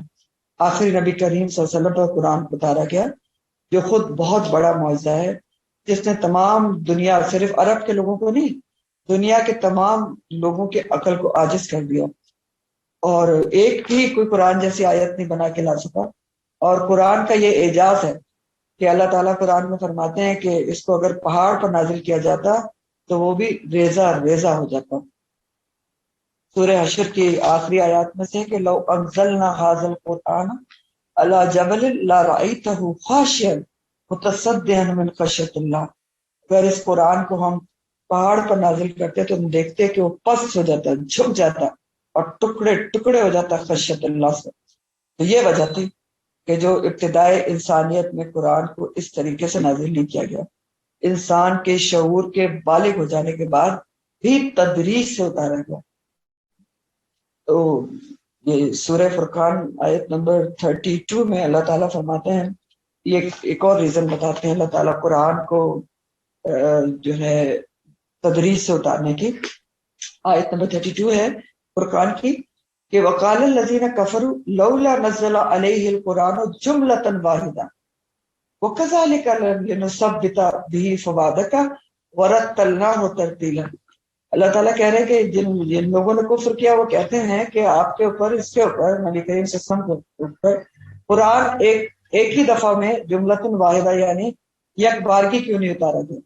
اللہ تعالیٰ وجہ بتا رہے ہیں کہ اس لیے اتارا گیا تاکہ ہم تثبیت قلب کریں آپ صلی اللہ علیہ وسلم کی، ورتلناہ ترتیلا، اور تاکہ آپ اس کو آہستہ آہستہ ترتیل سے پڑھ کے سنیں، تاکہ آپ کے دل کو مضبوط رکھا جائے، آہستہ آہستہ اتارا جائے، ورنہ قرآن اتنی سخت چیز ہے کہ پہاڑ پر اترتا تو وہ ٹکڑے ٹکڑے ہو جاتا ہے۔ تو اس لیے آپ کے دل کو ثبات دینے کے لیے آہستہ آہستہ اتارا گیا، اور اس لیے آہستہ آہستہ آہستہ اتارا گیا کہ تاکہ آپ ترتیل سے لوگوں کو سنائیں اور ان کے اندر جذب ہوتا چلا جائے۔ آگے پھر بہت خوبصورت آیت ہے، بہت ہی عمل سے ہمارے گہرا تعلق ہے کہ اللہ تعالیٰ فرماتا ہے کہ بات یہ ہے کہ فمن، پس جس کے ساتھ یرید اللہ، اللہ تعالیٰ ارادہ کرتا ہے، ان یہ کہ یہدیہ، کہ ہدایت دے دے اس کو، تو وہ کیا کرتا ہے؟ جس کے لیے اللہ تعالیٰ ارادہ کرتا ہے کہ اس کو ہدایت دے دے تو یہ کرتا ہے کہ یشرح، وہ کھول دیتا ہے، صدرہ، اس کا سینہ، دل اسلام، اسلام کے لیے۔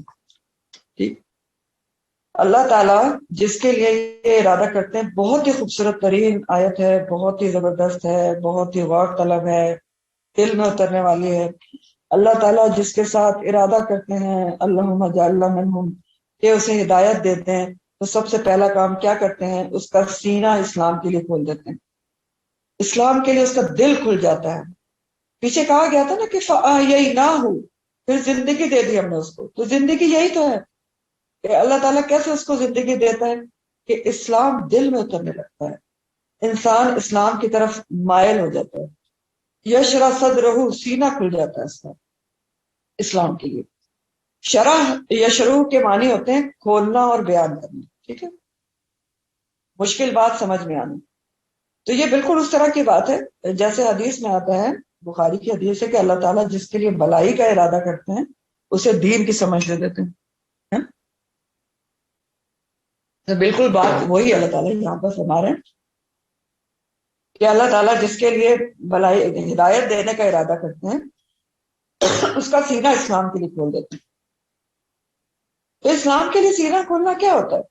سینے کا لفظ تو اس لیے آیا ہے کہ دل سینے میں ہوتا ہے، مراد یہ ہے کہ اسلام کے لیے دل کھل جاتا ہے۔ اس کا مطلب کیا ہے؟ یعنی اللہ تعالیٰ سب سے پہلے تو مطلب یہ ہے کہ اسلام اختیار کرنے کے لیے انسان کے لیے آسانی پیدا کر دیتی ہے، ٹھیک، اسلام کی سمجھ آ جاتی ہے، اسلام سے محبت ہو جاتی ہے، ٹھیک ہے، ایمان، نیکی، خیر، بھلائی کی باتیں دل میں اترنا شروع ہو جاتی ہیں۔ اللہ کے احکامات سن کر دل گھٹتا نہیں ہے انسان کا، بلکہ دل میں وسعت پیدا ہو جاتی ہے۔ ابن عباس اس آیت کے بارے میں کہتے ہیں کہ اللہ تعالیٰ جس کو شرح صدر کر دیتے ہیں اسلام کے لیے، اس کو توحید اور ایمان کو قبول کرنے کے لیے زیادہ استعداد مل جاتی ہے۔ ابن عباس کیا کہتے ہیں اس آیت کے بارے میں کہ اللہ تعالیٰ جس کا سینہ کھول دیتے ہیں اسلام کے لیے، اس کو توحید اور ایمان کو قبول کرنے کے لیے دل میں وسعت پیدا ہو جاتی ہے، وسعت دے دیتے ہیں اللہ تعالیٰ اس کے دل میں، ٹھیک، اللہ کے احکامات، اللہ تعالیٰ کی باتیں سن کر اس کو اچھی لگتی ہیں، ٹھیک، اللہ کے حکم سن کر اس کا دل بے چین ہو جاتا ہے کہ کیسے میں فوراً اس کے اوپر عمل کروں، کیسے میں انا اول المسلمین بن جاؤں. یہ ہوتا ہے اسلام کے لیے سینہ کھلنا. ہر حکم دل کی خوشی سے عمل کرتا چلا جاتا ہے. اسلام کی خوبیاں اس کے اوپر عیاں ہو جاتی ہیں. اور شرح صدر کی ایک اور تعریف اس طرح بھی بیان کی گئی ہے کہ انسان کو وہ باطنی بصیرت حاصل ہو جائے کہ اسلام کا ہر حکم اسے اچھا لگے. بہت غور طلب باتیں سننے سے. کیا ہے ڈیفینیشن؟ کہ انسان کو وہ باطنی دل کی آنکھ اس کی کھل جائے کہ اس کو اسلام کا ہر حکم اچھا لگنے لگے. یعنی بس حکم سامنے آئے وہ کہے کہ کتنا خوبصورت حکم ہے، بس سمینا وہ ہوتا نا، بس میں نے آج سے اس پر عمل کرنا ہے. انا اول المسلمین. لاجک نہیں ڈھونڈتا پھر وہ انسان اس کا شرح صدر ہو جائے. یہ نہیں دیکھتا کہ پہلے وہ عمل کرے اور پھر میں کروں گی. یہ نہیں دیکھتا کہ زمانہ کیا کہے گا. نہیں، بس وہ تو انتظار میں ہوتا ہے کیونکہ اس کو باطنی بصیرت حاصل ہو چکی ہوتی ہے. حکم سامنے آئے میں عمل کروں. تو شرح صدر کیا ہے؟ دین اسلام اور طبیعت میں موافقت اور مطابقت پیدا ہوگی. کیا ہے شرح صدر؟ دین اسلام میں اور انسان کی طبیعت میں موافقت اور مطابقت پیدا ہو جائے کہ جو اسلام کہہ رہا ہے سمجھ میں آتا چلا جائے، دل میں راسخ ہوتا چلا جائے، عمل میں ڈھلتا چلا جائے، اور انسان صبغت اللہ کے رنگ میں رنگتا چلا جائے. اس کی اپنی شخصیت کچھ نہ رہے. اس کو دیکھے تو اللہ یاد ہے، اس کی بات سنے تو اللہ یاد ہے، اس کے معاملات دیکھے تو اللہ یاد ہے، ہاں اس کو آپ اس کا رہن سہن دیکھے تو اللہ یاد ہے. جو بھی دیکھیں اس کو اللہ یاد ہے. آپ کو دیکھ کر اس کو اللہ یاد آتی ہے، اللہ یاد آتی ہے. صبغت اللہ سے چڑھا ہوا ہوتا ہے. تو جس کو اللہ تعالیٰ ہدایت دینا چاہتے ہیں اس کے لیے کہہ رہے ہیں کہ اس کا سینہ اسلام کے لیے کھول دیتے ہیں. اللہم جعلنا منہم. اس کے برعکس کیا ہے؟ ومن، اور جس کے لیے یورد، وہ ارادہ رکھتا ہے اللہ تعالیٰ، اور یہ کہ یضل کہ وہ بھٹکا دے اس کو، تو کیا کرتا ہے؟ یجل کر دیتا ہے صدرہ، اس کا سینہ، ضیقاً، تنگ، حرجت، جکڑا ہوا، بھیجا ہوا. کس طرح کا تنگ اور جکڑا ہوا بھیجا ہوا؟ کانما، گویا کہ وہ یصعد، وہ چڑھتا ہے فی السماء، آسمان کی طرف. ضیقاً کا جو لفظ ہے وہ ضیق سے ہے، دعاد یا قاف، اور ضیق کہتے ہیں جگہ کی تنگی کو، وسعت کا اپوزٹ ہے. اور حرجن کا لفظ جو ہے وہ دل کی تنگی کے لیے آتا ہے. اس کی مزید ایکسپلینیشن ابھی آپ کو بتاؤں. دل کی گھٹن کے لیے کہ پابندیوں سے دل میں گھٹن پیدا ہو. تو اللہ تعالیٰ فرما رہے ہیں جو حق کو قبول نہیں کرنا چاہتا، ہدایت کا طلبگار نہیں ہوتا، بھٹکے رہنا چاہتا ہے، تو اللہ تعالیٰ بھی اس کو ہدایت نہیں دیتے. جس کو دیکھیں نا، وَمَن یُرِد، جس کے لیے اللہ تعالیٰ چاہتا ہے کہ اس کو بھٹکا دے، تو اللہ تعالیٰ تو کسی کو بھی بھٹکانا نہیں چاہتا. یہ بات تو اب تک آپ کو سمجھ میں آ گئی ہوگی. جو خود بھٹکا رہنا چاہتا ہے، جو حق کو قبول نہیں کرتا، ہدایت کا طلبگار نہیں ہوتا، بھٹکنے میں ہی اس کو عافیت لگتی ہے، تو اللہ تعالیٰ بھی اس کو ہدایت نہیں دیتے. اسلام کی دعوت سن کے پھر اس کے ساتھ کیا ہوتا ہے؟ اسلام کی دعوت سن کے یا اسلام کی خوبیاں سن کے یا اسلام کے احکامات سن کے اس کی کیا کیفیت ہوتی ہے؟ ہاں؟ دل میں گھٹن پیدا ہوتی ہے، سینہ تنگ پڑتا ہے، اور دن بدن گھٹتا ہی چلا جاتا ہے. اسلام کے احکامات سن کر سخت دل گھبراتا ہے، تنگ پڑتا ہے، عمل کرنا مشکل لگتا ہے. اور اس کی مثال کس سے دی جا رہی کہ کتنا دل میں تنگی ہوتی ہے اسلام کی خوبیاں سن کر، اللہ کے احکامات سن کر، کہ اتنی تنگی ہوتی ہے کہ جیسے انسان انتہائی بلندی پر چڑھتا ہے تو اس کا دل تنگ پڑتا ہے. کیسے دل تنگ پڑتا ہے؟ سوچیں، جب آپ کبھی کبھار کہیں ہلی ایریا میں جاتے ہیں اور پہاڑ کے اوپر چڑھنا شروع کرتے ہیں تو کیسے آپ کی سانس پھولتی ہے، اور سانس کم ہی ہوتی چلی جاتی ہے جتنا اوپر جاتے ہیں. لگتا ہے ابھی دل بند ہو جاتا ہے، بند ہو جائے گا. کبھی کبھی لگتا ہے مرنے لگا انسان.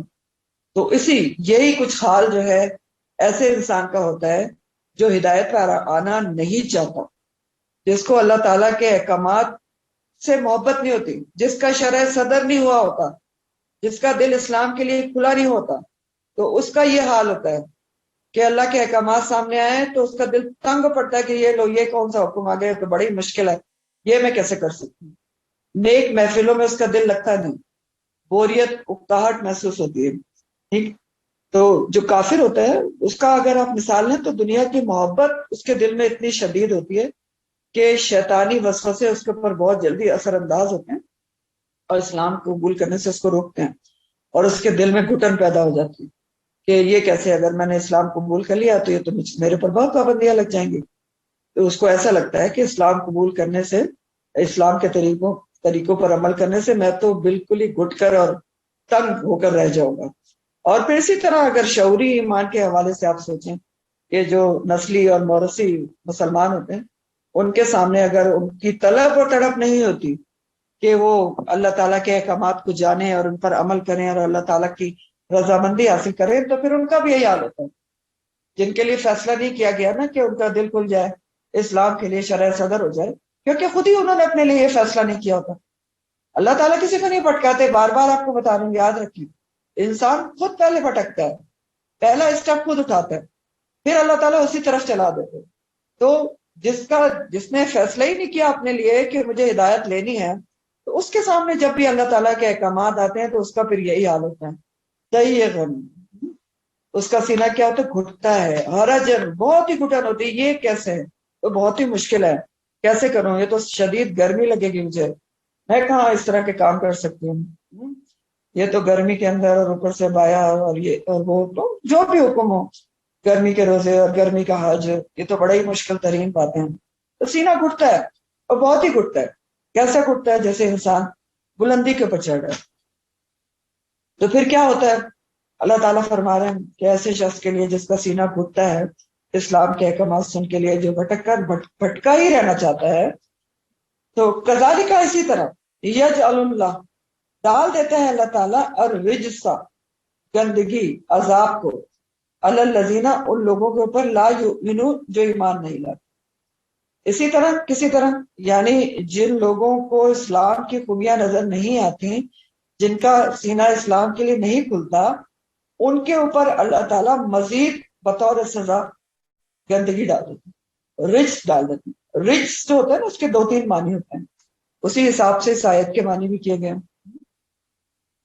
رجس کے معنی عذاب کے بھی ہوتے ہیں، رجس کے معنی گندگی کے بھی ہوتے ہیں. اور گندگی جو ہے رجس، وہ ظاہری بھی ہو سکتی ہے اور باطنی بھی ہو سکتی ہے. اصل میں رجس کی ڈیفینیشن یہ ہے کہ ایسی گندگی جسے شریعت نے ناپاک قرار دیا ہو، چاہے مانوی طور پر یا ظاہری طور پر. اب مانوی طور پر عقیدے کی گندگی ہو سکتی ہے، اور ظاہری طور پر کپڑوں وغیرہ کی گندگی ہو سکتی ہے، اور عذاب بھی مانی ہے.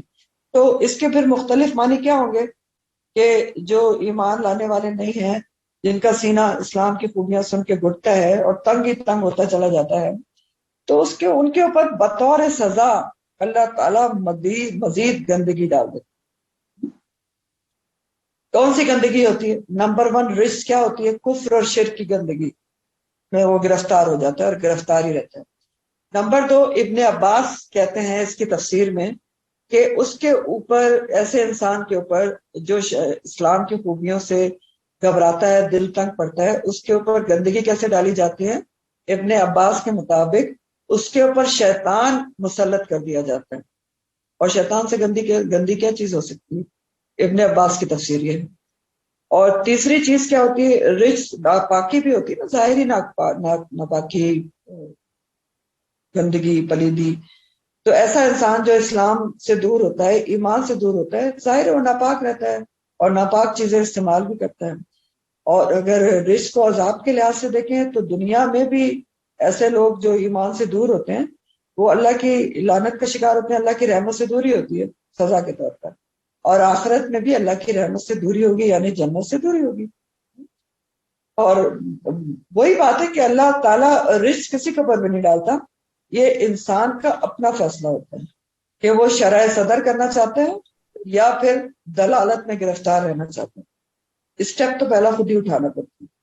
تو ایک طرف کیا ہے؟ شرح صدر ہے للاسلام، دوسری طرف کیا ہے؟ دل کی تنگی ہے، ضیقاً اور حرجن ہے اسلام کے احکامات کے لیے. تو شرح صدر کے بارے میں ایک حدیث کا مفہوم بہت ہی اہم ہے، اور ہمارے اور آپ کے عمل سے بہت تعلق رکھتا ہے. تبری کی روایت ہے، نبی کریم صلی اللہ علیہ وسلم سے اس آیت کے بارے میں پوچھا گیا کہ یا رسول اللہ صلی اللہ علیہ وسلم، اس میں شرح صدر کا کیا مطلب ہے؟ تو آپ نے فرمایا اللہ تعالیٰ مومن کے دل میں ایک نور ڈال دیتے ہیں اور جس نور کی وجہ سے اس کا دل حق بات دیکھنے اور سننے کے لیے کھل جاتا ہے۔ پھر صحابہ نے پوچھا کہ یا رسول اللہ صلی اللہ علیہ وسلم شرح صدر کی علامات کیا ہیں؟ اب یہ غور سے سننے سے تعلق رکھتی ہیں۔ تو آپ نے شرح صدر کی 3 علامات بتائیں۔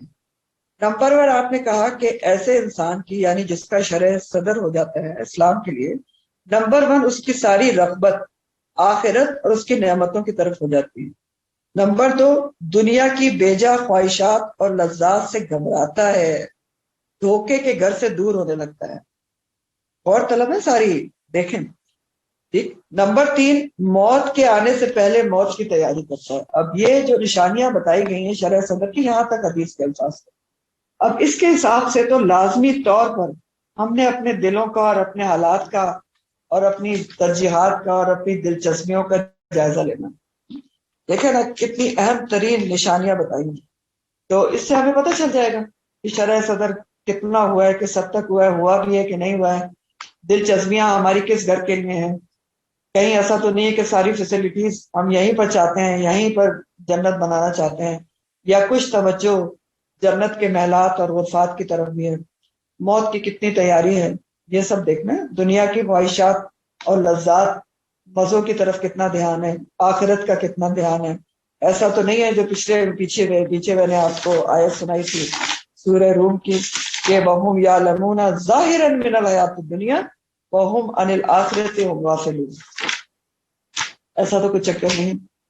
تو یہ سب کچھ ہمارے میرے اور آپ کے دیکھنے کی باتیں ہیں، بہت غور سے۔ تو بہرحال سینہ کھلتا ہے اسلام کے لیے، سینہ کھلنا اسلام کے لیے یہ ہے کہ اسلام کی حقانیت، اس کی سچائی، اسلام کی خوبصورتی، اس کی جو زینت ہے وہ انسان کے اوپر واضح ہو جائے کہ پھر اس کی راہ میں کوئی بھی مشکل تکلیف آئے تو وہ صبر سے اسلام کے اوپر جمع رہے، اور لیکن اسلام کی راہ کسی حال میں نہ چھوڑیں، کسی حال میں نہ چھوڑیں، یہ جمع رہے بس۔ دنیا کی کوئی تنقید، کوئی مخالفت، کوئی اس کے اوپر جو آرگومنٹ لوگ کرتے ہیں، جو اس کے اوپر کرٹیسائز کرتے ہیں، کوئی چیز اس کو نہ روک سکے۔ یہ ہوتا ہے شرح صدر للاسلام، ٹھیک، کہ انسان پھر جم جائے۔ وہ ہے نا جیسا نبی کریم صلی اللہ علیہ وسلم سے ایک آدمی نے پوچھا تھا کہ مجھے کوئی ایک بات بتا دیں جس سے میری نجات ہو جائے، تو آپ نے کیا بتایا تھا؟ آپ نے کہا تھا کہ کہو قالوا ربنا اللہ ثم استقم، کہو کہ میرا رب اللہ ہے، بس اس کے اوپر پھر جم جاؤ، ثم استقم۔ تو رب جب کہہ دیا تو کیا ہو گیا؟ پھر خالق مالک مدبر سب وہی ہو گیا۔ تو جم جانا کیا ہے کہ پھر صرف رب کی ماننی ہے۔ تو یہ ہوتا ہے شرح صدر للاسلام۔ اس کے برعکس جو ہدایت پر نہ ہو، بھٹکا ہوا ہو، تو اس کا سینہ کیا ہوتا ہے؟ ضیق، تنگ پڑتا ہے۔ اور جب دل تنگ پڑے تو اسلام کو جگہ کہاں ملے گی اندر جانے کی؟ احکامات کو جگہ کہاں ملے گی اندر جانے کی؟ دل تنگ ہو گیا نا، جگہ کی تنگی ہے، ٹھیک۔ تو اب کیسے اللہ تعالیٰ کے احکامات اندر جائیں؟ وہاں تو پہلے ہی تنگ کیا ہوا ہے اسلام کے لیے، کھول کے تو آئے نہیں ہے کہ احکامات سنیں گے اور عمل کریں گے، تو جگہ ہی نہیں ہے، ضیق ہے۔ پھر حرجن، سخت جکڑا ہوا ہو جاتا ہے۔ یہ جو لفظ ہے نا حرجن، اس کی حضرت عمر فاروق رضی اللہ تعالیٰ عنہ نے تحقیق کی تھی۔ تو انہوں نے ایک بدوی کو بلایا، بنو کنان قبیلے کی، اور پوچھا تم بتاؤ کہ تمہارے ہاں حرجن کے کیا معنی ہیں؟ اس نے کہا کہ ہمارے ہاں حرجن کے معنی ہوتے ہیں ایسا درخت جو بہت ہی گھنے جھنڈ میں ہو اور وہاں تو کوئی بھی نہ جا سکے، نہ کوئی چرواہا، نہ کوئی جانور، کوئی بھی چیز۔ تو حضرت عمر رضی اللہ تعالیٰ عنہ کو بات سمجھ میں آ گئی۔ انہوں نے کہا ہاں مجھے سمجھ میں آ گیا کہ کافر، منافق، گناہگار کا دل ایسے ہی ہوتا ہے۔ وہ دل جس پر ایمان بالکل اثر انداز ہی نہیں ہوتا، مہر لگی ہوتی ہے، جس تک ہدایت کی بات کی رسائی ہوتی ہی نہیں، کسی قسم کی ہدایت لینے کو تیار نہیں ہوتا، ہدایت کہیں سے بھی اس تک پہنچ نہیں پاتی۔ یہ آپ کو پھر بات سمجھ میں آ گئی۔ تو یہ ہوتا ہے حرج، سمجھنے کی بات ہے یہ بھی۔ تو وجہ کیا ہوتی ہے وہ اللہ تعالیٰ نے بتائی کہ ایسا کیوں ہوتا ہے کہ انسان جو ہے اس کو ہدایت کی بات سمجھ میں نہیں آتی، کیونکہ وہ سمجھنا نہیں چاہتا، اس لیے بطور سزا اس کے دلوں پر مزید گندگی ڈال دی جاتی ہے۔ کذالک یجعل اللہ الرجس علی الذین لا یؤمنون۔ تو مزید گندگی کیسے ڈال دی جاتی ہے؟ پہلے ہی دل تنگ تھا، اوپر سے مختلف قسم کے خرافات، دنیا داری کی باتیں، اسی دنیا کی خواہشیں، دنیا کے لذات، دنیا کی چیزیں، دنیا کے لذتیں، دنیا کے مشغلے، تو اب کیا ہے؟ اتنا دل بھر گیا، جگہ پہلے ہی تنگ تھی وہاں پر اسلام کے لیے احکامات، اس سے دلچسپی نہیں تھی، اوپر سے مزید چیزیں یہ ساری بھری ہوئی ہیں، تو اب اسلام کو جگہ کہاں سے ملے؟ ہدایت کے بعد کیسے اندر جائے؟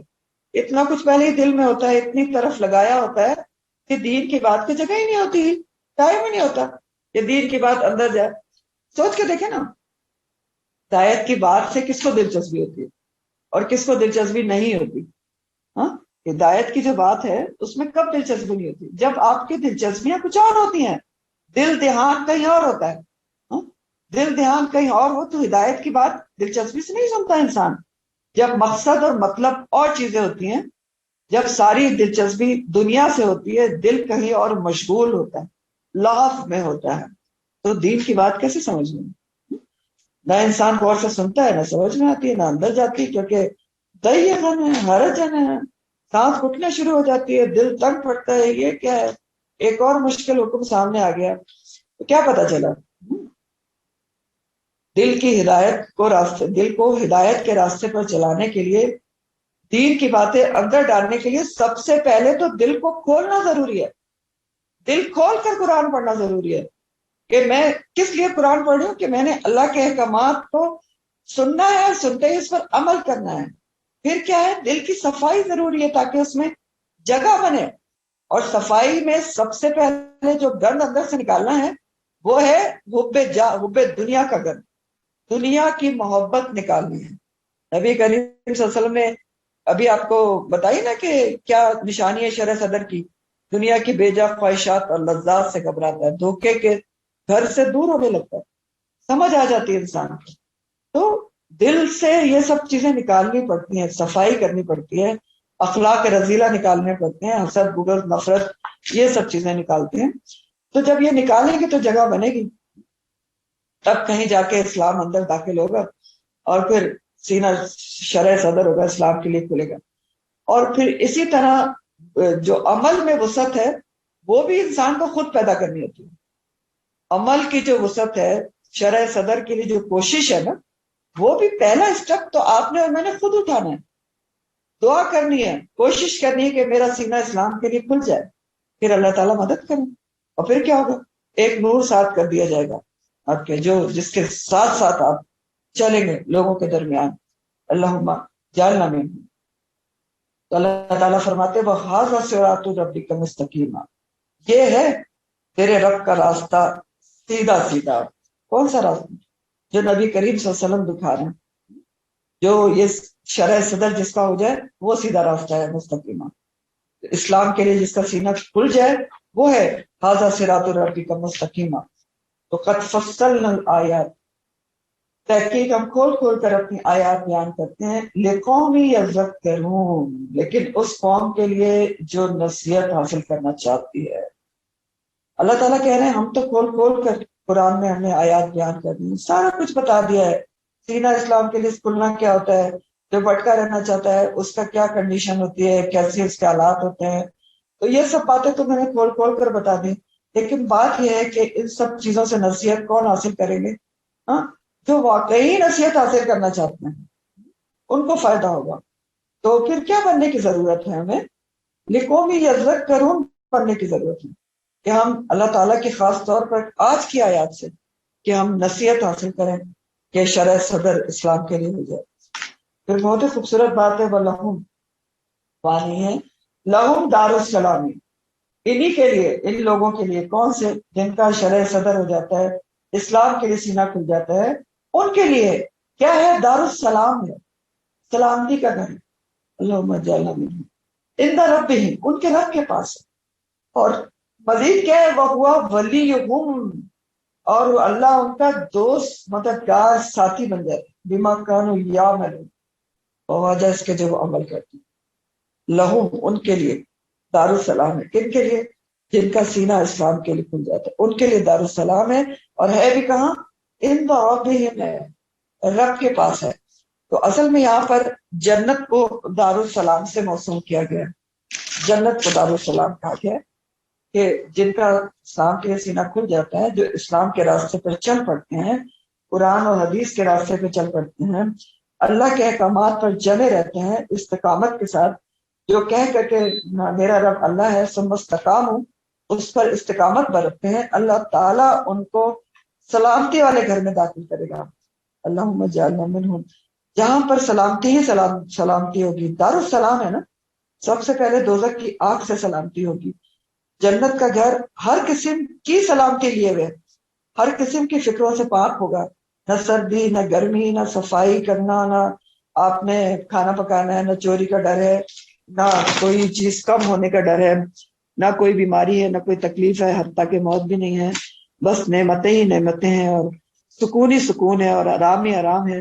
فرشتے سلام بھیجیں گے، یقولون سلام علیکم ادخلوا الجنہ بما کنتم تعملون، ایک دوسرے پر جنتی سلامتی بھیجیں گے، وتحیتہم فیہا سلام وآخر دعواہم ان الحمد للہ رب العالمین۔ یہ سورہ یونس کی آیت ہے، آیت نمبر 10 ہے۔ اور وہ گھر ہوگا کہاں؟ عند ربہم، رب کے پاس، یعنی جنت کی لوکیشن بھی بتائی اللہ تعالیٰ نے، عند ربہم ہے، اس کی جنت کی جو دارالسلام ہے اس کی عظمت یہ ہے کہ رب کے پڑوس میں جوار میں ہوگا۔ جیسے حدیث میں آتا ہے کہ نبی کریم صلی اللہ علیہ وسلم نے فرمایا کہ تم جب بھی جنت کا سوال کرو تو جنت الفردوس مانگو، کیونکہ اس کا چھت کیا ہے؟ رب کریم کا عرش ہے۔ عبداللہ بن سلام جو بہت مشہور عالم تھے، یہودی عالم سے مسلمان ہو گئے تھے، وہ کہتے ہیں کہ السلام اللہ کے ناموں میں سے ہے، تو دارالسلام پھر اللہ کا گھر ہوا۔ وَهُوَ وَلِيُّهُمْ، اور مزید اللہ تعالیٰ ان کا دوست بن جاتا ہے، دوست ہوگا، اللہ کی آیات پر جو چلتے رہے، اللہ کو رب مان کر صراط مستقیم پر جمے رہے، اللہ تعالیٰ ان کا ولی، دوست، سرپرست، مددگار سب کچھ ہوگا۔ تو ایک تو گھر پڑوس میں ہے رب کے، اوپر سے رب کی دوستی بھی ہے، تو یہ سب کیسے ملے گا؟ بما کانوا یعملون، وجہ اس کے جو وہ عمل کرتے تھے۔ تو یہ اللہ تعالیٰ کا عزت دینا ہے ہمیں، ورنہ آپ کو پتہ ہے ہمارے اعمال اس حد تک پہنچ ہی نہیں سکتے جس کی وجہ سے دارالسلام مل جائے۔ دارالسلام جو جنت ہے وہ اللہ کی رحمت سے ملے گی، مگر عمل صالح ایمان کے ساتھ لازم ہے نا، کیونکہ جنت کی امید رکھنے کے لیے کرائٹیریا یہی ہے کہ ایمان کے ساتھ والذین آمنوا وعملوا الصالحات۔ لیکن جنت بہرحال اتنی بڑی چیز ہے جو اللہ کی رحمت سے ملے گی۔ تو جو جنت چاہتا ہے وہ دنیا میں سکون سے نہیں بیٹھ سکتا، لمبی نیندیں نہیں سو سکتا، بہت آرام نہیں کر سکتا، اس کو ہر وقت اپنے اعمال سدھارنے کی فکر کرے گا وہ۔ کیونکہ آپ دیکھیں نا، یہ تو ایک عام سی بات ہے سوچنے کی اور سمجھنے کی ہے۔ دنیا میں آپ ایک گھر بناتے ہیں تو کیا کرتے ہیں؟ کیا آپ کے گھر بیٹھے بیٹھے آرام سے بن جاتا ہے؟ اتنی بھاگ دوڑ آپ کرتے ہیں، پیسہ لگاتے ہیں، ایفرٹس لگاتے ہیں، یہ چیز وہاں سے لاؤ، وہ چیز فرانس سے منگا لو، وہ پتہ نہیں کہاں سے منگا لو، بھاگ ہے، دوڑ ہے، روزانہ جا رہے ہیں، پھر بھی بڑی مشکل سے پیسہ، وقت، سب کچھ، تب جا کے ایک گھر بنتا۔ تو جنت کا گھر ایسے مل جائے گا بیٹھے بیٹھے، صرف سوچنے سے کہ بس ہم تو جنتی ہیں کیونکہ ہم نے کلمہ پڑھ لیا، کوئی ایفرٹس نہیں کریں گے۔ ترمذی کی حدیث کا مفہوم ہے، اللہ تعالیٰ فرماتے ہیں خبردار، اللہ کا سودا بڑا مہنگا ہے اور اللہ کا سودا جنت ہے۔ تو اللہ تعالیٰ نے خبردار کیا نبی کریم صلی اللہ علیہ وسلم نے کہ اللہ کا سودا بڑا مہنگا ہے، بہت ایکسپینسو چیز ہے جنت، ہاں، تو بہت محنت کرنی پڑے گی، بھاری اعمال کا بینک بیلنس جمع کر کے ساتھ لے کر جانا ہوگا، جب امید رکھی جا سکتی ہے سلامتی کے گھر کی۔ تو اب آپ دیکھیں، اصل میں یاد رکھنے کی بات یہ ہے کہ ہمارے پاس دو زندگیاں ہیں نا، ایک دنیا کی زندگی ہے اور ایک آخرت کی زندگی ہے۔ اب اس میں یہ نہیں ہو سکتا کہ دونوں زندگیوں میں ہم آرام کر لیں، ٹھیک ہے؟ ایک زندگی میں مشقت کرنی پڑے گی اور ایک زندگی میں آرام ہے۔ اب چوائس ہمارے پاس ہے، اگر اس زندگی میں آرام کر لیا، لمبی لمبی نیندیں سو لی، تو پھر اس زندگی میں تو خدا نہ کرے کوئی مشقت اٹھانی پڑے۔ لیکن اگر اس زندگی میں مشقت کر لی تو ہمیشہ کی زندگی میں کیا ہے؟ پھر آرام ہی آرام ہے، دارالسلام ہے، ٹھیک۔ تو ایک لائن میں خلاصہ کیا ہے ان آیات کا جو آپ نے پڑھی ہے، اتنی خوبصورت ترین، کہ جب انسان کا سینہ اسلام کے لیے کھل جاتا ہے، اسلام کی سچائی آسانی سے سمجھ میں آ جاتی ہے، اللہ کے احکامات دل کی خوشی سے عمل میں آ جاتے ہیں، تو انسان صراط مستقیم پر چڑھ جاتا ہے اور چلتے چلتے دارالسلام میں پہنچ جاتا ہے۔ اللہم اجعلنا منہم، وآخر دعوانا ان الحمد للہ رب العالمین۔ سبحانک اللہم وبحمدک، نشہد ان لا الہ الا انت، نستغفرک ونتوب الیک۔